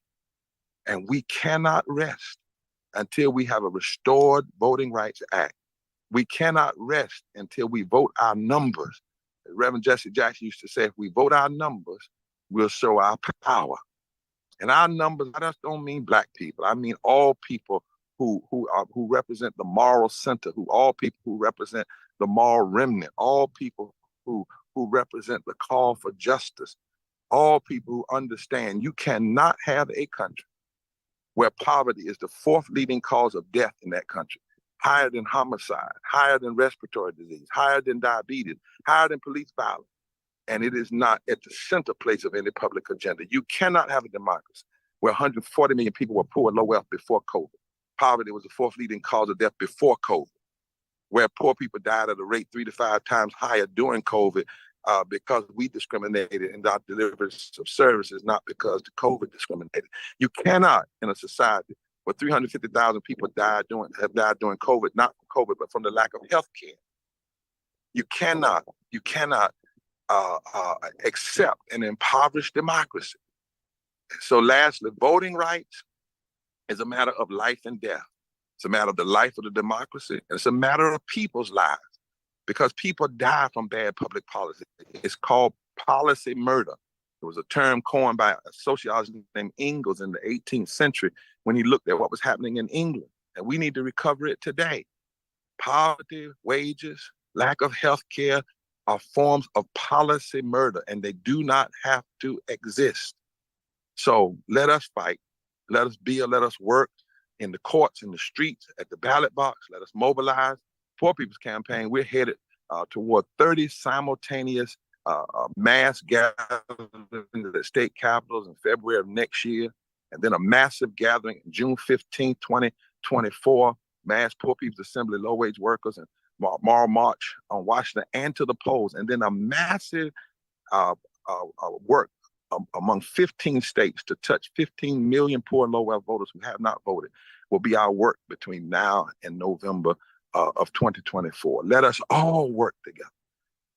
Because, you know, I'm a preacher and I got to close here. I wonder how many people on this call know this, that ultimately voting rights is not even your constitutional right. Voting rights ultimately is a God-given right.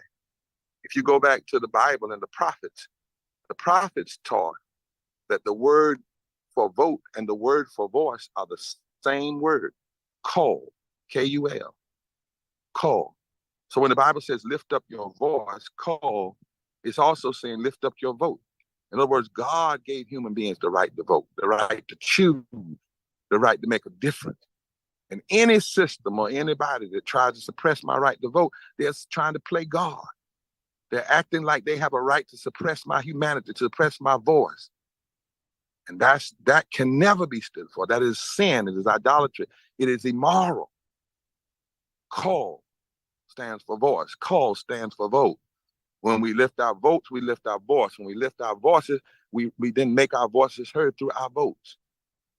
And that is why this must be not a Democratic fight or a Republican fight or a black fight or a white fight or a liberal fight or a conservative fight, but a moral fight. It was a moral fight then. Lyndon Baines Johnson, when he signed the Voting Rights Act, said the victory of the Voting Rights Act was greater than any victory America had won on any battlefield. When we win the restoration of the Voting Rights Act and the expansion of voting rights through the John Lewis bill, it will be again the greatest victory for this country, for this people, for the voices of the people, for this democracy than any victory we've ever won on any battlefield. Because to fight for freedom on the battlefield, but then deny votes at the ballot box, is to be the counter of what we are called to do in our Constitution, and to guarantee equal protection under the law for all persons, and to declare that nobody has a right to deny or abridge the right to vote. So we say forward together, not one step back. Forward together, not one step back. God bless you all. Forward together, not one step back. And that applies to our next speaker, Barbara, who is the president of the NAACP Georgia State Conference. We've already done the introduction of Brother Gerald Griggs. So, ladies and gentlemen, please welcome Gerald Griggs, president of the Georgia NAACP.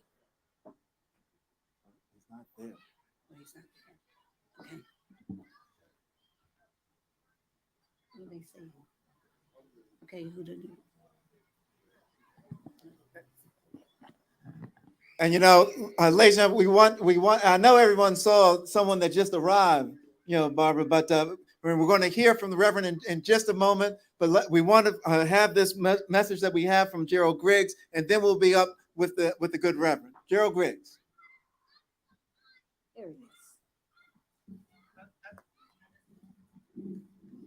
Good afternoon, Wisconsin. It's an honor to be with you from the great state of Georgia. I'm Attorney Gerald Griggs, president of the Georgia State Conference of the NAACP, fresh off a flight from Boston from the 114th convention of the National Association for the Advancement of Colored People. And we are here to talk about voting. And there's no greater peril to our nation than the attack on voting rights. And that's why we are sending a charge today Our chairman said that we must fight like we've never fought before. So I bring you greetings from Chairman Leon Russell. I bring you greetings from our CEO, President Derek Johnson, and I bring you greetings to join the new movement. We've talked about the 58th anniversary of the Voting Rights Act, but we are in the middle of the same voting rights fight, whether it's in Florida, where they are banning books, where they are attempting to roll back and erase African-American history, or in Georgia, where we are directly attacking our electoral rights through the Secretary of State and the suppressor in chief, whom we call the governor. But we are in this fight together, and my generation and the generation coming after us are fired up and ready to go. We stand on the shoulders of such great leaders like my mentor, John Lewis, and the person that taught me everything I know, C.T. Vivian, and of course, the person I grew up looking up to, Reverend Jesse Jackson, who will be speaking in a few minutes. But I bring you a message from the next generation.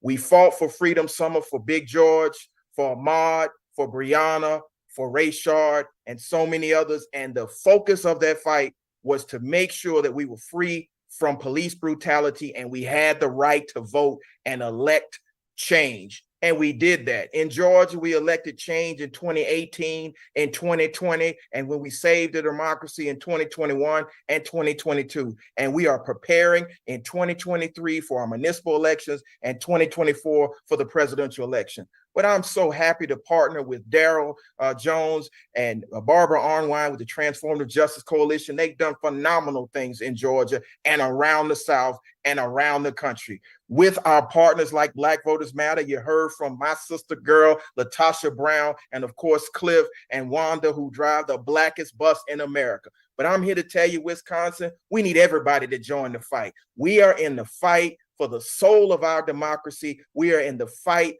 for the protection of our descendants. We can talk all day long about what our ancestors did, but our ancestors are resting and they are expecting this generation to pick up the torch, to pick up the baton and run that race till we achieve Dr. King's dream. So I come to you from the mountaintop, telling you that we will cross over into the promised land in this generation. So no governor, no president, no mayor will stop us from getting to where we're supposed to be. We will take back the autonomy of women's rights. We will take back the justice of our voting rights. We will take back and end police brutality, because we're talking about what happened in 1965. But let me tell you what happened a few months ago. The Voting Rights Act is very much alive. Section 2 was proven in the Allen versus Milligan case to be very much alive when my brothers from over in Alabama, the Alabama State Conference, and Bernard Simulton and Victoria Dowdy won a victory at the Supreme Court level to make sure they carve out another supermajority in Alabama, which will affect Mississippi, it will affect Georgia, it will affect Florida, and will affect South Carolina. And ultimately, when they redraw the lines, it will affect the 2024 election. So I come to bring you hope today. I come to bring you the charge that not only do we fight, but when we fight, we win. So from the great state of Georgia, the Georgia State Conference, we are joined together with the Transformative Justice Coalition. Just like the work we did for our brother Ahmaud Arbery and the Ahmaud Arbery family, we are doing the same thing to push out the vote. I look forward to working with you. I'm Attorney Gerald Griggs, the 13th president of the Georgia NAACP, and we're fired up and ready to go. Thank you for having me, and I look forward to continuing to do the work.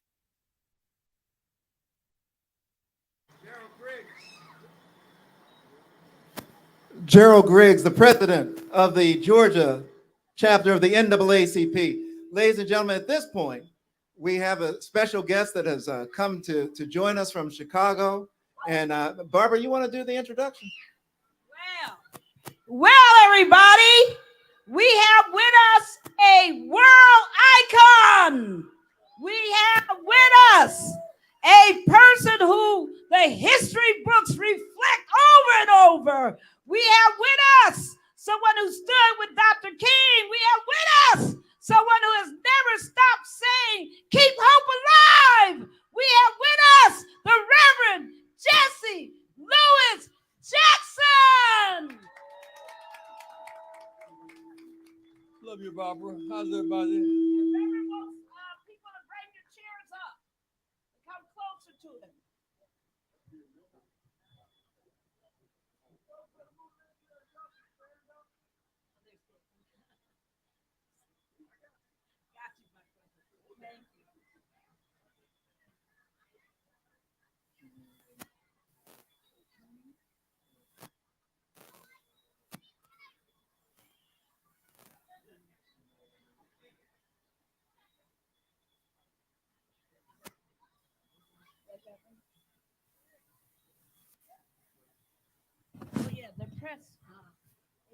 And let's be certain we have the kids in the front. We want the kids in the front row. Any children, we want you up front. Any children, we want you up front. You can bring your plates. Under 18, come on up front. Under 18, come on up front. You got food, that's fine. You got food, that's fine. Reverend likes to speak to the kids, so we want the kids up front. We want to be certain they hear the lesson. We want to be certain they hear the lesson. So I am. Somebody. Somebody. I am. Somebody. Somebody. Respect me. Respect me. Protect me. Protect me. Never neglect me. Never neglect me. Red and yellow. Red and yellow. Brown, black, and white. Brown, black, and white. We're all precious. We're all precious In God's sight. in God's sight. My mind. My mind is a pearl. is a pearl. I can do anything. I can do anything in the world. In the world. My mind. Can conceive it. My heart. My heart can believe it. can believe it. So I can achieve it. Yeah, I can achieve it. I'm God's child. I'm God's child. I'm God's child. I'm God's child. I'm God's child. Stop the violence. Save the children. Stop the violence. Save the children. Stop the violence. Save the children. Keep hope. Keep hope Alive. alive. Keep hope alive. Keep hope alive. Need to scream.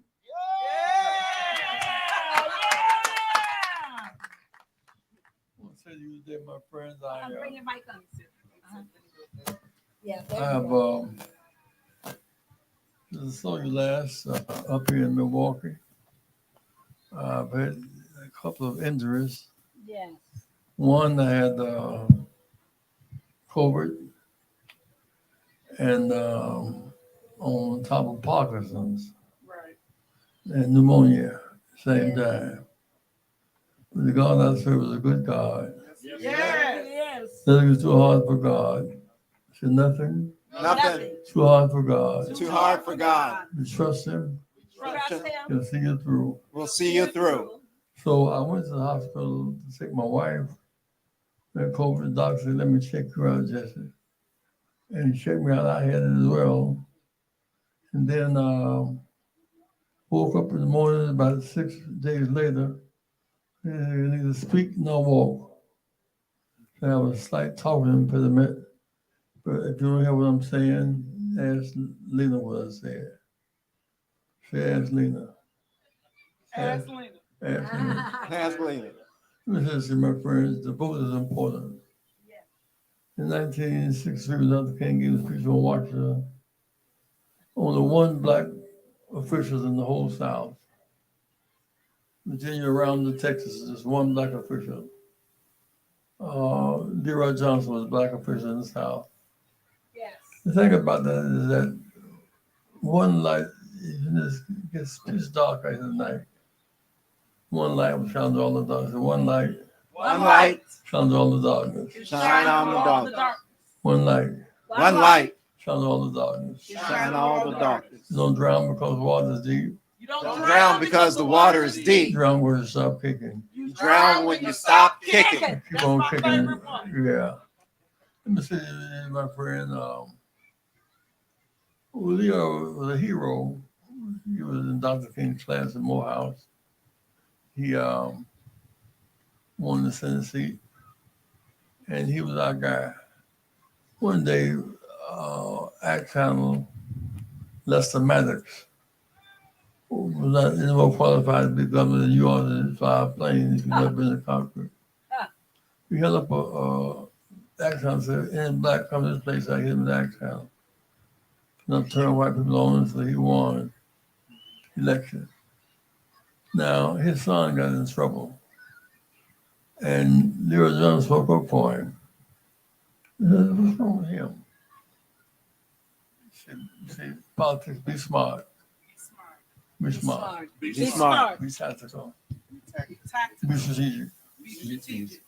So he went to see Lester Maddox, who was a black-eyed Democrat, to see him at that time. And that's I'm glad to see you.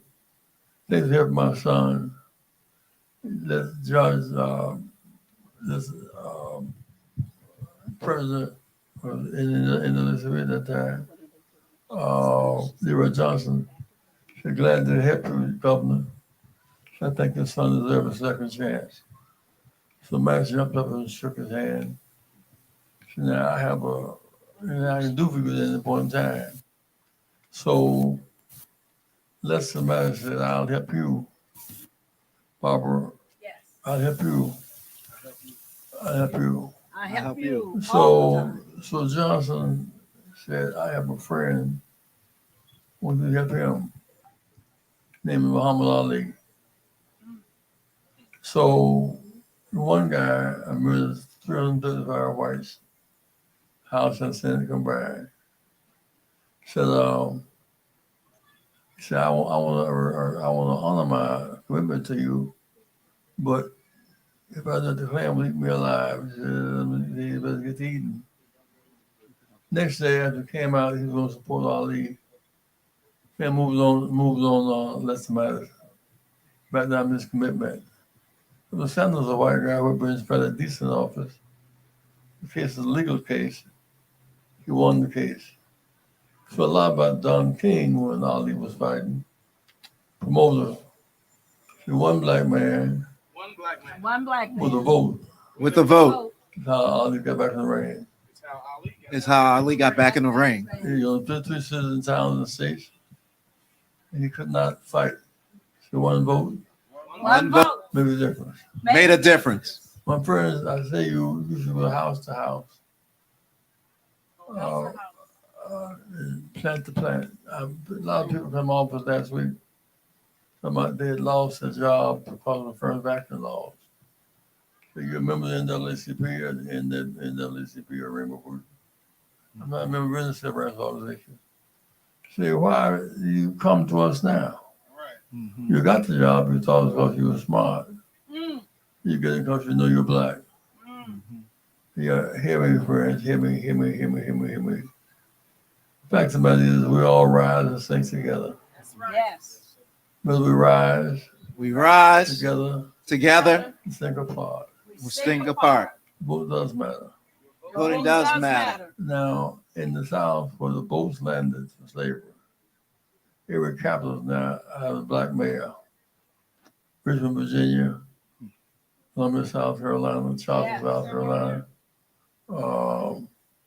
right around the whole thing. Houston, Texas, Dallas, Texas, right around the whole perimeter. LA, Chicago, New York, Milwaukee, right? Yep. Yes. When we vote, we make things happen. We get more contracts, more goods, more services. Yes. So I want you to say, in fact, vote was a renewed determination. And I heard somebody say that Bob is on my coalition. When I ran in 84, had willing to take all. If I got 49% of the vote, the white was at 50.1, took all the votes. We want our share of votes. That didn't seem that much. When Barack ran in 2008, he won because of the proportionality. Hillary won in California, Ohio, Pennsylvania, Texas, Wisconsin, and New Jersey and New York. She only won her share. She being smart. Smart. Matters. Proportionality. Matters. So now, Kennedy won because of the black vote. Johnson won because of the black vote. So when we win, cut deals. I'm sending you today here in Wisconsin. We wrote our numbers as our lives depend on it, and our lives do depend on it. You can build Wilson won the Senate seat because he was my campaign manager. We won Vermont, and the Senator of the State, Bernie Sanders, won. Yes. That was just a black deal. Red, yellow, brown, black, and white. Yes. We're all precious. We're all precious in God's sight. in God's sight. Everybody matters. Only justification Well, the justification. you have looking down on somebody. Looking down on You somebody. stop and pick them up. Stop and pick them up. That's how I do this. That's a moral obligation. Yes. Now, and sometimes Biden wouldn't have won had never our vote. Biden wouldn't have won without our vote. Biden wouldn't have won without our vote.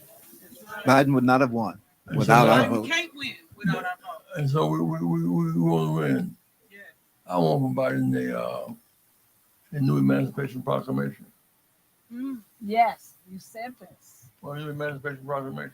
Well, a new emancipation. New emancipation. Proclamation. We are free but not equal. Free. I came into this in Milwaukee today. I left Chicago. Building downtown, owned by blacks in Milwaukee. Now, a single building left in Chicago built by blacks, owned by blacks. That means that free but not equal. When I share our capital, our high school students should study trades, electrical work, and the whole 9 yards. We should fight for our share of trade jobs, our share of capital. You land the plane in New York, San Francisco, LA, a single building you see outside the door is owned by blacks. But that's up there. Single building owned by blacks. We're free but not equal. And those cities have black mayors in them. Mm-hmm. But we just voting on white people's legislation. Right. Economic power. Protect their bills. Yes. Mm-hmm. Their bills, nothing. Citizens not let you go. One of the things that fourth phase of our struggle. First phase was the end of slavery. 2 and 4 years of slavery. 244. 244, 244. Yeah, then the second in Jim Crow. After slavery, we joined the Union to fight in the South. But Lincoln was not fighting for us; he was fighting to save the Union. That's right. So when the deal was done, the Union been saved, we were abandoned by the North. When 4,000 blacks were killed, lynching. I saw the new statue of Emmett Till in Chicago the other day. Mm-hmm. I was not pleased with the statue. You were not pleased? Not pleased. Because if you saw a story on Anne Frank, usually who had to hide because of the Holocaust. You separated her from the Holocaust, you missed the point. Mm-hmm. 960 blacks were in Mississippi. 960. There should be a statue of Emmett Till along 960. Mm-hmm. I mean, we came to Chicago and Milwaukee with terror. We left South and we had no right to vote. Emmett Till was tried by all whites. White woman's confession. And she died about a couple months ago. Right. She lived long enough to see her terror come over her eyes. And so I'm telling you, my friend, both things have to think about them. Oh, Thank you so much, Reverend. Thank you. Thank you, Reverend. Just thank you. Everybody, Reverend came here just to be with you today. So let's thank him again for his heart, his spirit, and his devotion. We are blessed people to have a Reverend Jesse Lewis Jackson in our midst. So thank you, Reverend. Thank you for still putting out wisdom and knowledge. And as we conclude the broadcast, we have a few more people that we have to speak. And then we're going to end it with some spoken word and some performances. So at this moment, we're going to bring up Jocelyn Garcia, who is with Unpack. Unpack. Jocelyn, talking about our generation is ready and leading. All right, the young people. I'm going to Daniel's church, Bishop Daniel's church. Hello, everyone. Good afternoon. Buenos tardes. Thank you all so much for being here. Thank you to the speakers, to Reverend Jesse Jackson, and also our leaders at the Transformative Justice Coalition, Barbara and Daryl. My name is Jocelyn Garcia. I'm here speaking before you as the Executive Director of the National Youth Organization, Unpack. But I'm also here as the proud daughter of Mexican and Guatemalan immigrants, a sister to two younger brothers, and a young person who is deeply concerned with the future of our democracy and our right to vote. 58 years ago, we passed the Voting Rights Act that was meant to outlaw discriminatory voting practices. Today, just in 2023, more than 100 anti-voting efforts have been introduced to suppress our right to vote. Now, let's think about why that is happening. Why is it that in the most powerful country in the world, its people are struggling? Why are so many of us working the hardest we ever have, juggling multiple jobs, and we can still barely afford milk and eggs? Why is it that some of us refuse to see a doctor when we so desperately need it, and we fear that a hospital bill is going to bankrupt us? Why is it that a 20-year-old goes to college to make themselves a professional and they live in their car to save money on rent, yet they still graduate with thousands of dollars in student debt? Why is it that my father, who should be retired, has to endure 102-degree weather working as a gardener in Los Angeles, and yet despite the ever-increasing threats of climate change, our decision makers refuse to take action? Why is it that so many of us just want to live with dignity and respect, and even that seems like a big ask at times? And how is all of this connected to our right to vote? Our right to vote is our right to choose.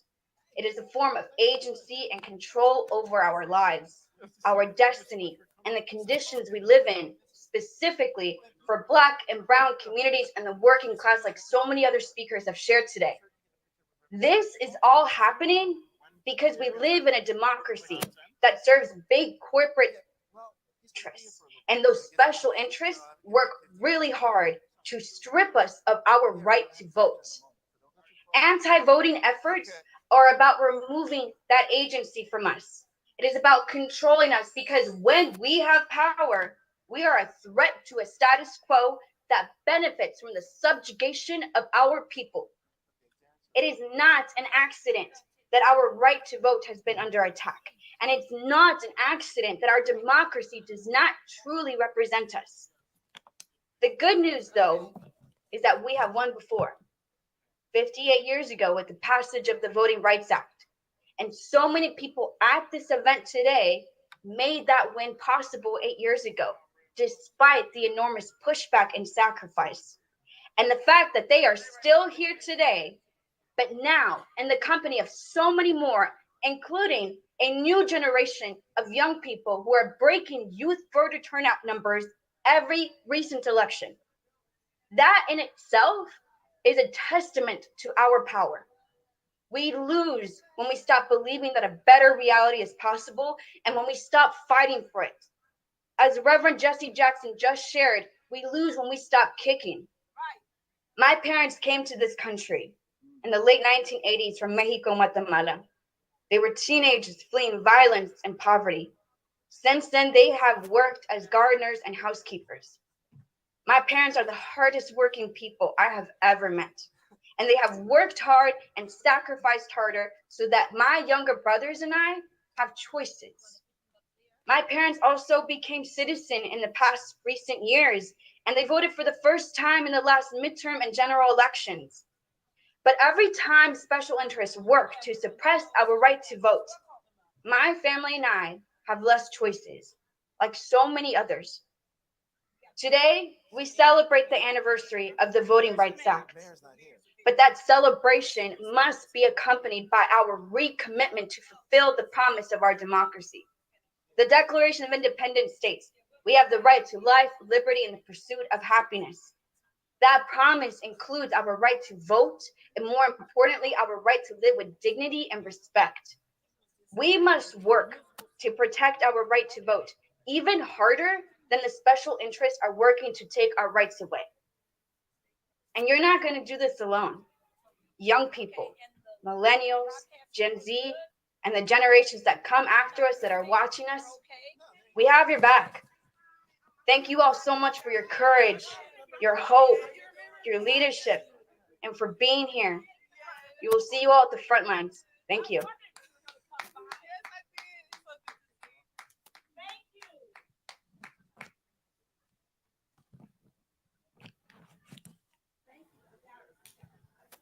All right, all right. Thank you so much, Jocelyn Garcia.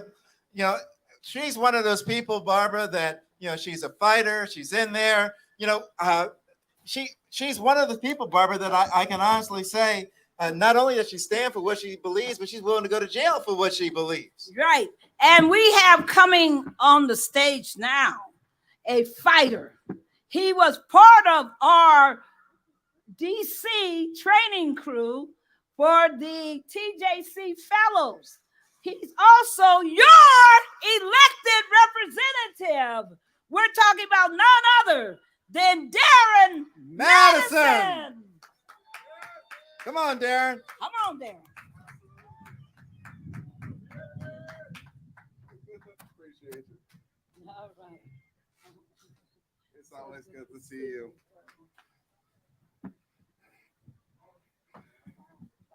So I spent a lot of my morning trying to prepare for these remarks. It's hard to follow the amazing Reverend Jackson and all of the other amazing speakers that spoke today about the hope of a better future that we can manifest. But I'll try. So today I stand before you to emphasize the crucial role that young people play in shaping the present and the future of our society. In a world that is constantly evolving, our voices and participation has never been more critical. The importance of youth today cannot be overstated, for we are not just the leaders of tomorrow, but the architects of the world we wish to inhabit today. In this age of information and interconnectedness, my generation, the Zoomers that folks are calling us, and millennials have access to a wealth of knowledge and technology that empowers us like never before. Our ability to engage in complex issues,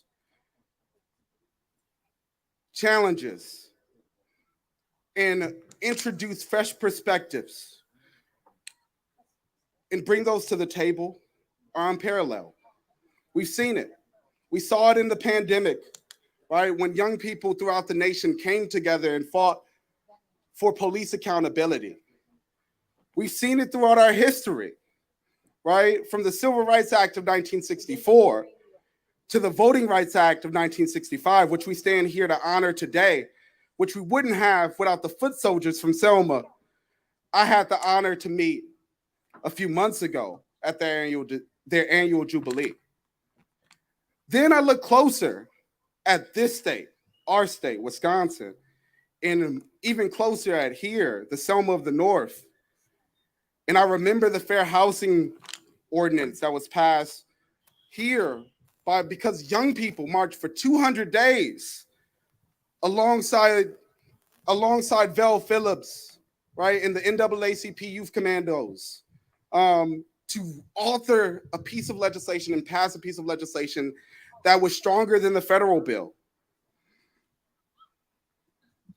Yet despite that progress, those who conspire against us continue to work diligently to attack everything our ancestors have fought for.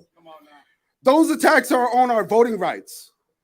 Those attacks are in the form of prison gerrymandering. Those attacks most recently have been on diversity, equity, and inclusion in our communities, this community. And because of those things, our ability to thrive continues to dwindle.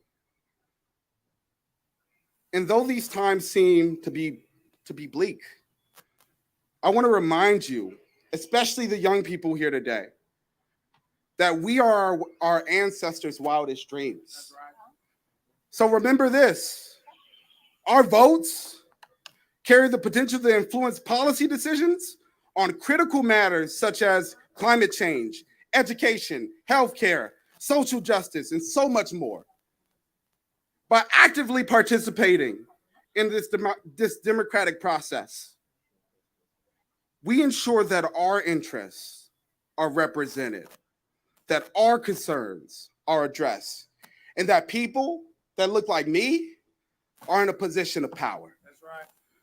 Moreover, our engagement in politics and civic affairs fosters a culture, right? Not just an act, but a culture of accountability and transparency. Our collective power can push leaders to prioritize the issues that are relevant to our generation and our shared future. But being a youth voter, it's not just about casting a ballot on election day. It's about staying informed, staying involved in the political process year-round, engaging in conversations, showing up at town halls, working with community coalitions, right? That come out of organizations like Black Leaders Organizing Communities, like Wisconsin Voices, like Leaders Igniting Transformation, right? Like Diverse and Resilient, that fight for trans and non-binary lives every day. In a state where Nazis have shown up to do them harm. In a world where trans lives, Black trans lives, are being attacked at the highest rate in the nation. It's so much more we can do. As you voters, you also have a unique ability to bridge a divide and promote unity. Our world is often marked by polarization and divisive actions. We've seen it a few months ago. But our willingness to listen, to learn, to empathize helps break down barriers and dismantle systems that harm our communities and provides an opportunity for us to build a stronger future. So I'll leave you with this. Our voices are potent and our actions have the potential to shape the world for the better. The future belongs to us. And with our passion, our determination, and our discipline, and most importantly, our votes, we can build a brighter, more equitable, and sustainable future for all. Thank you. All right.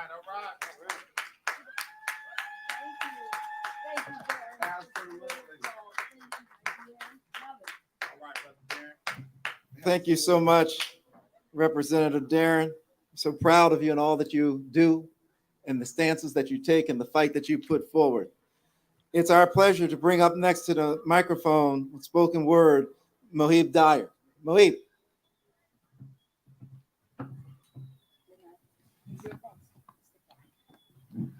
How y'all doing today? Come on, we need a little bit of crowd participation. How y'all doing today? All right.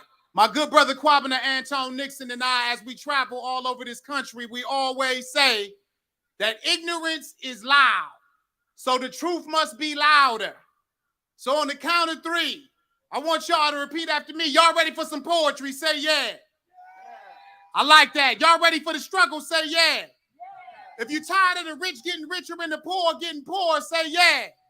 If you know that we are the ones we have always been waiting for, say yeah.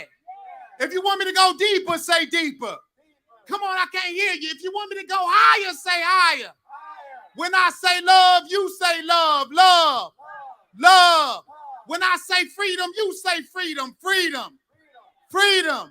When I say we shall, you say overcome. We shall. We shall. When I say vote, you say vote. Vote.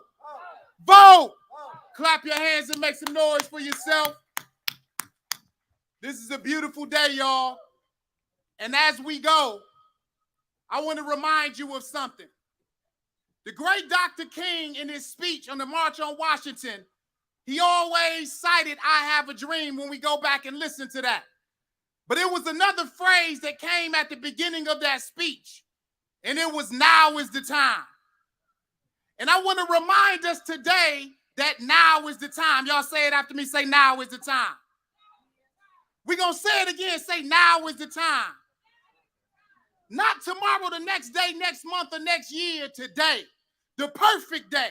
Perfect moment for us to realize our dreams. All obstacles will be moved out of our way. We will triumph by any means, not someday, but right now, right now, right now, now is the time. You see, your past doesn't matter anymore right now. And it can't hold us back anymore right now. And it don't matter that our mamas failed us or our pops left us. Disappointment is behind us. But if we look ahead down the road of life, the city of happiness is just over the hill. All we got to do is pay attention to the signs, cuz y'all say it with me. Say, now is the time. I don't hear y'all say, now is the time. One more time, say, now is the time. Listen to me. I got it. Not tomorrow, the next day, next month, the next year, today. The perfect day. Perfect moment for us to realize our dreams. All obstacles will be moved out of our way. We will triumph by any means, not someday, but right now, right now, right now, now is the time.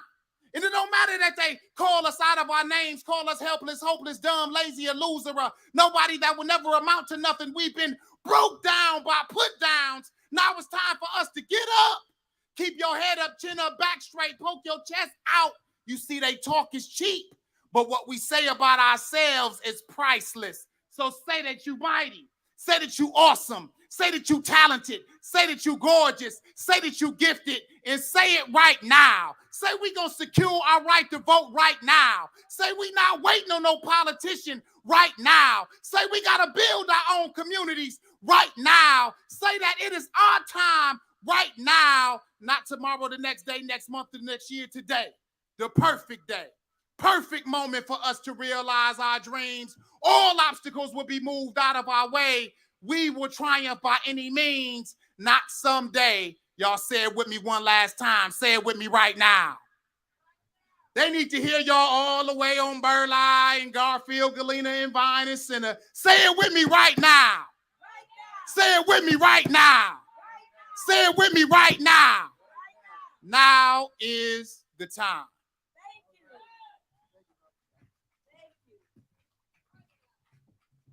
Right now. Right now. And right now we're going to bring up a young man, a young guy. He's 10 years old. All right. When we talk about spilling into our youth, we're not just talking. We're going to show what our youth is about. We need to showcase our youth. This young brother, James Kelly Jr., is going to recite his MLK, his Martin Luther King award-winning speech. Y'all welcome James Kelly Jr. Yeah. Come on, you guys, give him some love. All right.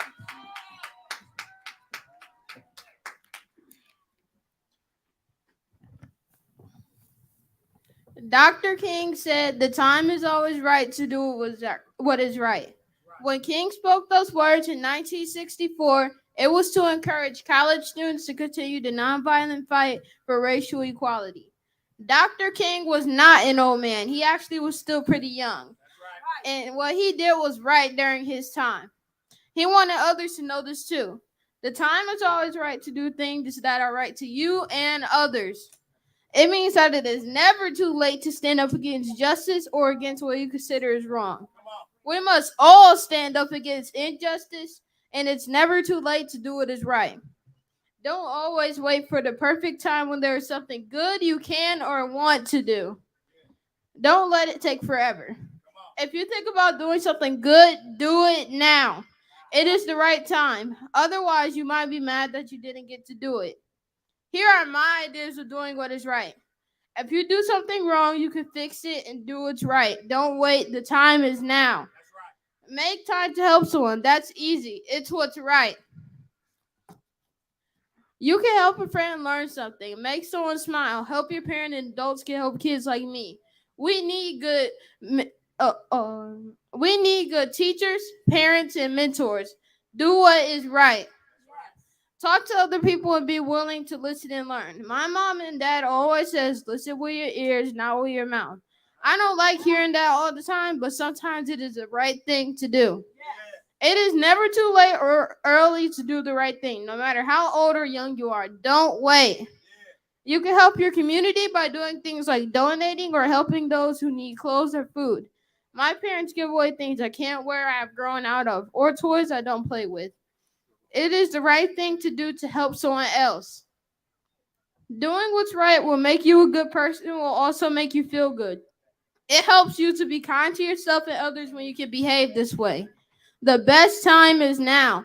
Think of what you know is the right thing to do for yourself, your family, your friends, and the community. It's all about change so the world could be a better place. Our community and our city of Milwaukee. We can do what's right. The time is now. Remember what Dr. King said. The time is always right to do what is right. Thank you. Thank you, Mr. Kelly. You're awesome, darling. You're awesome. Now that was awesome. Tell me about our young people that he bring the word. Thank you so much, Mr. Kelly. And as we prepare to close, we have two more presentations. We have one from a mighty letter that was written by John Lewis as on his deathbed. He wrote this letter to leave it for future generations.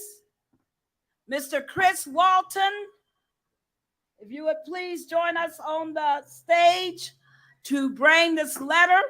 After Mr. Walton, Daryl Jones and I will give farewell words, and then we'll have the benediction.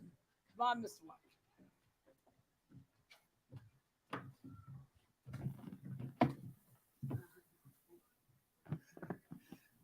Hello, everybody.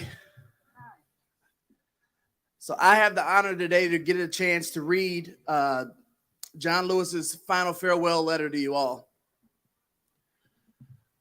While my time here has now come to an end, I want you to know that the last days and hours of my life, you have inspired me.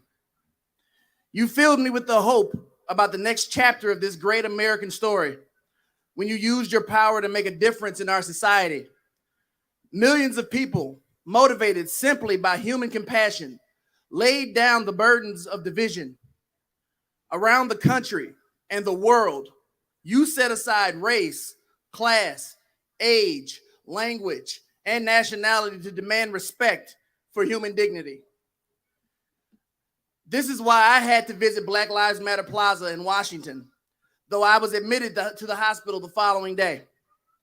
I just had to see and feel it for myself that after many years of silent witness, the truth is still marching on. Emmett Till was my George Floyd. Yeah. He was my Rashard Brooks, Sandra Bland, and Breonna Taylor. He was 14 when he was killed, and I was only 15 years old at the time. I will never, ever forget the moment when it became so clear that he could easily have been me. In those days, fear constrained us like an imaginary prison, and troubling thoughts of potential brutality committed for no understandable reason were the bars. Though I was surrounded by two loving parents, plenty of brothers and sisters and cousins, their love could not protect me from the unholy oppression waiting just outside the family circle.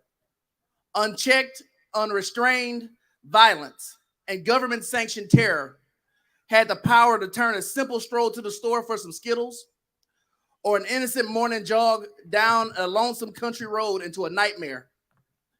If we are to survive as one unified nation, we must discover what so readily takes roots in our hearts that could rob Mother Emanuel Church in South Carolina of her brightest and best, shoot an unwitting concert goer in Las Vegas, and choke to death the hopes and dreams of a gifted violinist like Elijah McClain. Like so many young people today, I was searching for a way out, and some might say a way in. And then I heard the voice of Dr. Martin Luther King Jr. on an old radio. He was talking about the philosophy and the discipline of nonviolence. He said, we are all complicit when we tolerate injustice. He said, it is not enough to say things will get better in the by and by. He said, each of us has a moral obligation to stand up, and speak out. When you see something that is not right, you must say something. Democracy is not a state, it is an act, and each generation must do its part to help build what we call the beloved community, a nation and world society at peace with itself. Ordinary people with an extraordinary vision can redeem the soul of America by getting in what I like to call good trouble, necessary trouble. Voting and participating in the democratic process is key.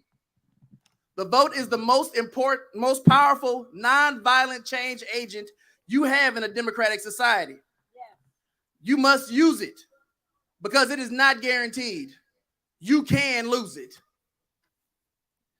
You must also study and learn the lessons of history because humanity has been involved in this soul-wrenching existential struggle for a very long time. People on every continent have stood in your shoes through decades and centuries before you. The truth does not change, and that is why the answers worked out long ago can help you find solutions to the challenges of our time. Continue to build union between movements stretching across the globe, because we must always be willing to not put profits over in favor of the exploitation of others. Though I may not be here with you, I urge you to answer the highest calling of your heart and stand up for what you truly believe in. In my life, I have done all I can to demonstrate that way of peace and the way of love, and the nonviolence is the most excellent way. Now it is your turn to let freedom ring. When historians pick up their pens and write the story of the 21st century, let them say it was your generation who laid down the heavy burdens of hate at last, and that peace finally triumphed over violence, aggression, and war. So I say to you, walk with the wind, brothers and sisters, and let the spirit of peace and the power of everlasting love be your guide. Thank you. Thank you. Yay! Thank you. That was beautiful. Great job, Chris Walton. You know, we talk, Barbara, about spilling into our young people, lifting up our young people, being certain that we push our young people, put them out front, let people know that they're in the movement, they're activists, they're readers. That you try to ban their books, they lift the books up. We're so proud now to bring up Betty Boynton said she was how old, Barbara? 15 when she crossed the bridge and got arrested. We have a 15-year-old Antonio Felder who's coming up with the Florida banned book, The Hill We Climb. Antonio.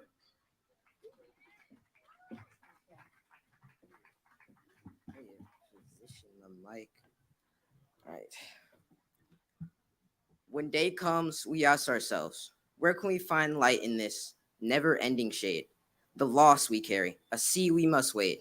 We brave the belly of the beast. We've learned that quiet isn't always peace, and the norms and notions of what just isn't always justice. And yet the dawn is ours before we knew it. Somehow we do it. Somehow we weathered and witnessed a nation that isn't broken, but simply unfinished.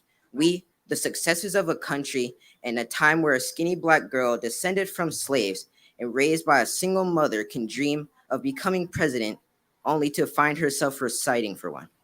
And yes, we are far from polished, far from pristine, but that doesn't mean we are striving to form a union that is perfect. We are striving to forge our union with purpose, to compose a country committed to all cultures, colors, characters, conditions of man. And so we lift our gaze to not what stands between us, but what stands before us. We close the divide because we know to put our future first, we must first put our differences aside. We lay down our arms so we can reach out our arms to one another. We seek harm to none and harmony for all. Let the globe, if nothing else, say this is true, that even as we grieved, we grew, that even as we hurt, we hoped, that even as we tired, we tried, that we'll forever be tied together, victorious, not because we will never again know defeat, but because we will never again sow division. Scripture tells us to envision that every time that everyone shall sit under their own vine and fig tree, and no one shall make them afraid.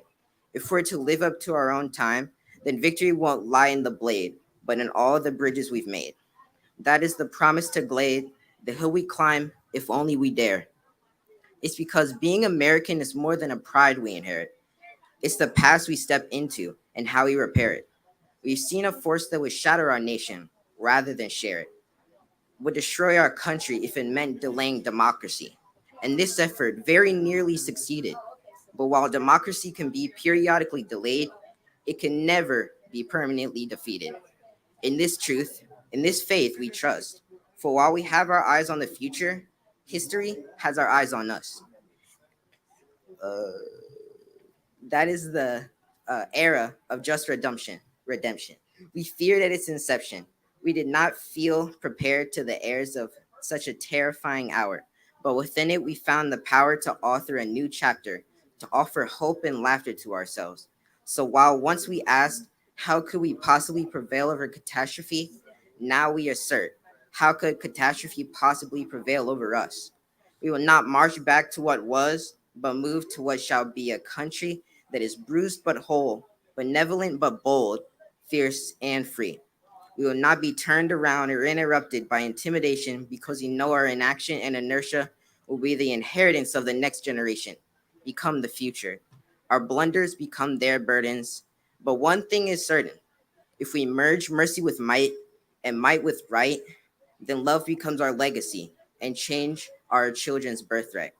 So let us leave behind a country better than the one we were left. Every breath from my bronze-bound chest, we will raise their wound world into a wondrous one. We will rise from the golden hills of the west. We will rise from the windswept northeast, where our forefathers first realized revolution. We will rise from the lake-rimmed cities of the Midwestern states. We will rise from the sun-baked south. We will rise. We will rebuild, reconcile, and recover. In every known nook of our nation, in every corner called our country, our people diverse and beautiful will emerge battered and beautiful. When day comes, we step out of the shade of flame and unafraid. The new dawn blooms as we free it, for there is always light, if only we're brave enough to see it, if only we're brave enough to bleed it.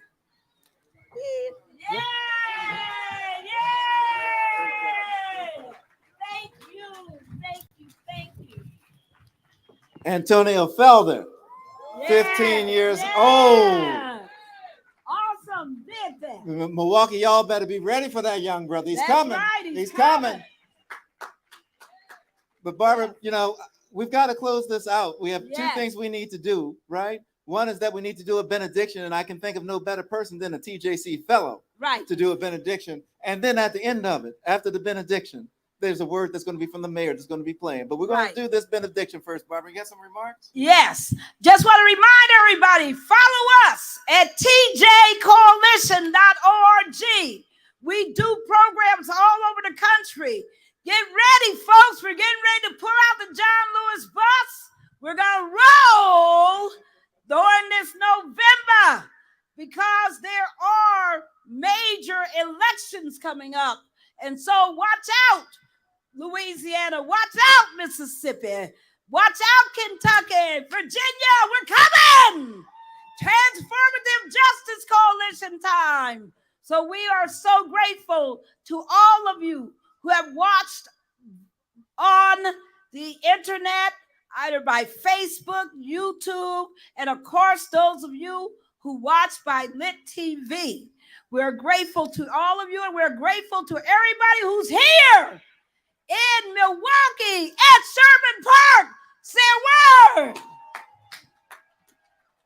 We give great thanks to everyone that performed, that came, that either performed or spoke up regarding the Voting Rights Act of 65. We give definitely great thanks to Reverend Jesse Jackson, who came in from Chicago to be certain that he was here for this celebration. Come on, y'all, give it up, give it up. Now, y'all be certain that you follow us at tjcoalition.org. If you know someone that's 18 to 35, they have about 2 more weeks to put their applications in to become a TJC fellow and get involved with the with our voting rights campaign and training that we're doing. We also invite you to follow us at TJC_DC on Twitter, as well as every Tuesday at noon Central Eastern Time, 11 Central Time. We encourage you to listen to us on radio on Igniting Change at BarbaraArnwine.com. I tell you, what was that, Barbara? I said, once again, our thanks to Reverend Jesse Lewis Jackson. Thank you. But he has, in his amazing coterie of great souls and leaders, he has one that we're particularly proud of because he is a TJC fellow and he is the National Youth Director for the Rainbow Push Coalition. We're talking about Cameron Barnes.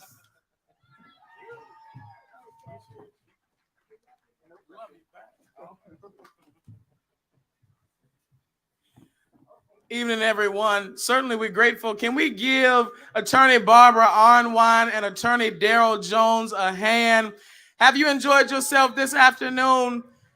We appreciate them. To all of those staff members, volunteers, each and every one of you in your respective places, we thank you for making this a very possible reality. Thank you for joining us. To each and every one of you in our audience, thank you for being informed and concerned citizens. Milwaukee, we are very appreciative, and I'm grateful to come with Reverend Jackson from Chicago to be with you. I'm going to do what I'm supposed to do and give the benediction, and we're going to get out of here and move to our next spot. All right? Our Father and our God, we thank you for knowing us in times like these, but more importantly, we're grateful that we know you. And so we're thankful for the Transformative Justice Coalition, for the Rainbow Push Coalition, for the National Association for the Advancement of Colored People, for the League of Women Voters, for all of these different organizations that you've allowed us to compile together to continue this pursuit for a democracy, for a more perfect union. Thank you that Dr. Barber reminded us that our voice is also our vote. So we'll continue to lift our voice. We'll continue to lift our vote for the glory of God and for the glory of a more perfect union and a righteous nation. We thank you for convening us together. Thank you for those who participated to make this a possible reality. But now as we leave this place and never from your presence, we ask that you would allow our vote to stay on our mind. Let us not see another election that we do not use our vote to make a difference. And not only do we use our vote, but God, allow us to bring somebody with us that we will continue to let people know that their vote is also their voice. We thank you now, we lift you, and we love you. And it's in the name of our Father that we pray. Amen. Thank you for the opportunity to join you virtually today. And thank you for allowing me to join in the celebration of the anniversary of the Voting Rights Act. We've reached an important juncture in our democracy. Yes, more people need to be involved in voting. And yes, we must push back on the unfortunate efforts aimed at limiting voting participation. The very strength of our government is at stake here. Legitimate government requires the fullest participation. That was a foundational belief in the original passage of the Voting Rights Act. The work ahead is important, and I praise all who have embraced the task. So I join with Wisconsin Voices and other partners in celebrating the accomplishments of the past I join in reminding voters of the work that's underway presently, and we all must look to the future, imagining greater unimpeded access to the ballot box for all. And as we leave, Tamika Yukovich, Timothy Schindler, thank you so much for Wisconsin Voices leadership and making this an amazing program. And we, of course, come on now, you see them out there on the grass. Let's give a big shout out to Expo. All right, thank you. And a big thanks to our communications unit who produced this amazing show. People are talking to us from around the country. They're saying it looks so gorgeous. It looks so professional. What a production. Our thanks to our production folks. Yes, to We Bradshaw, to Rapture. Yeah, we appreciate all y'all for what you've done. Folks, be certain to go over and take a shot at the Hoop Bus, because the Hoop Bus got some stuff for you. Be over there using it. We look forward to joining everyone at the cookout that's going on now. All right, thank you.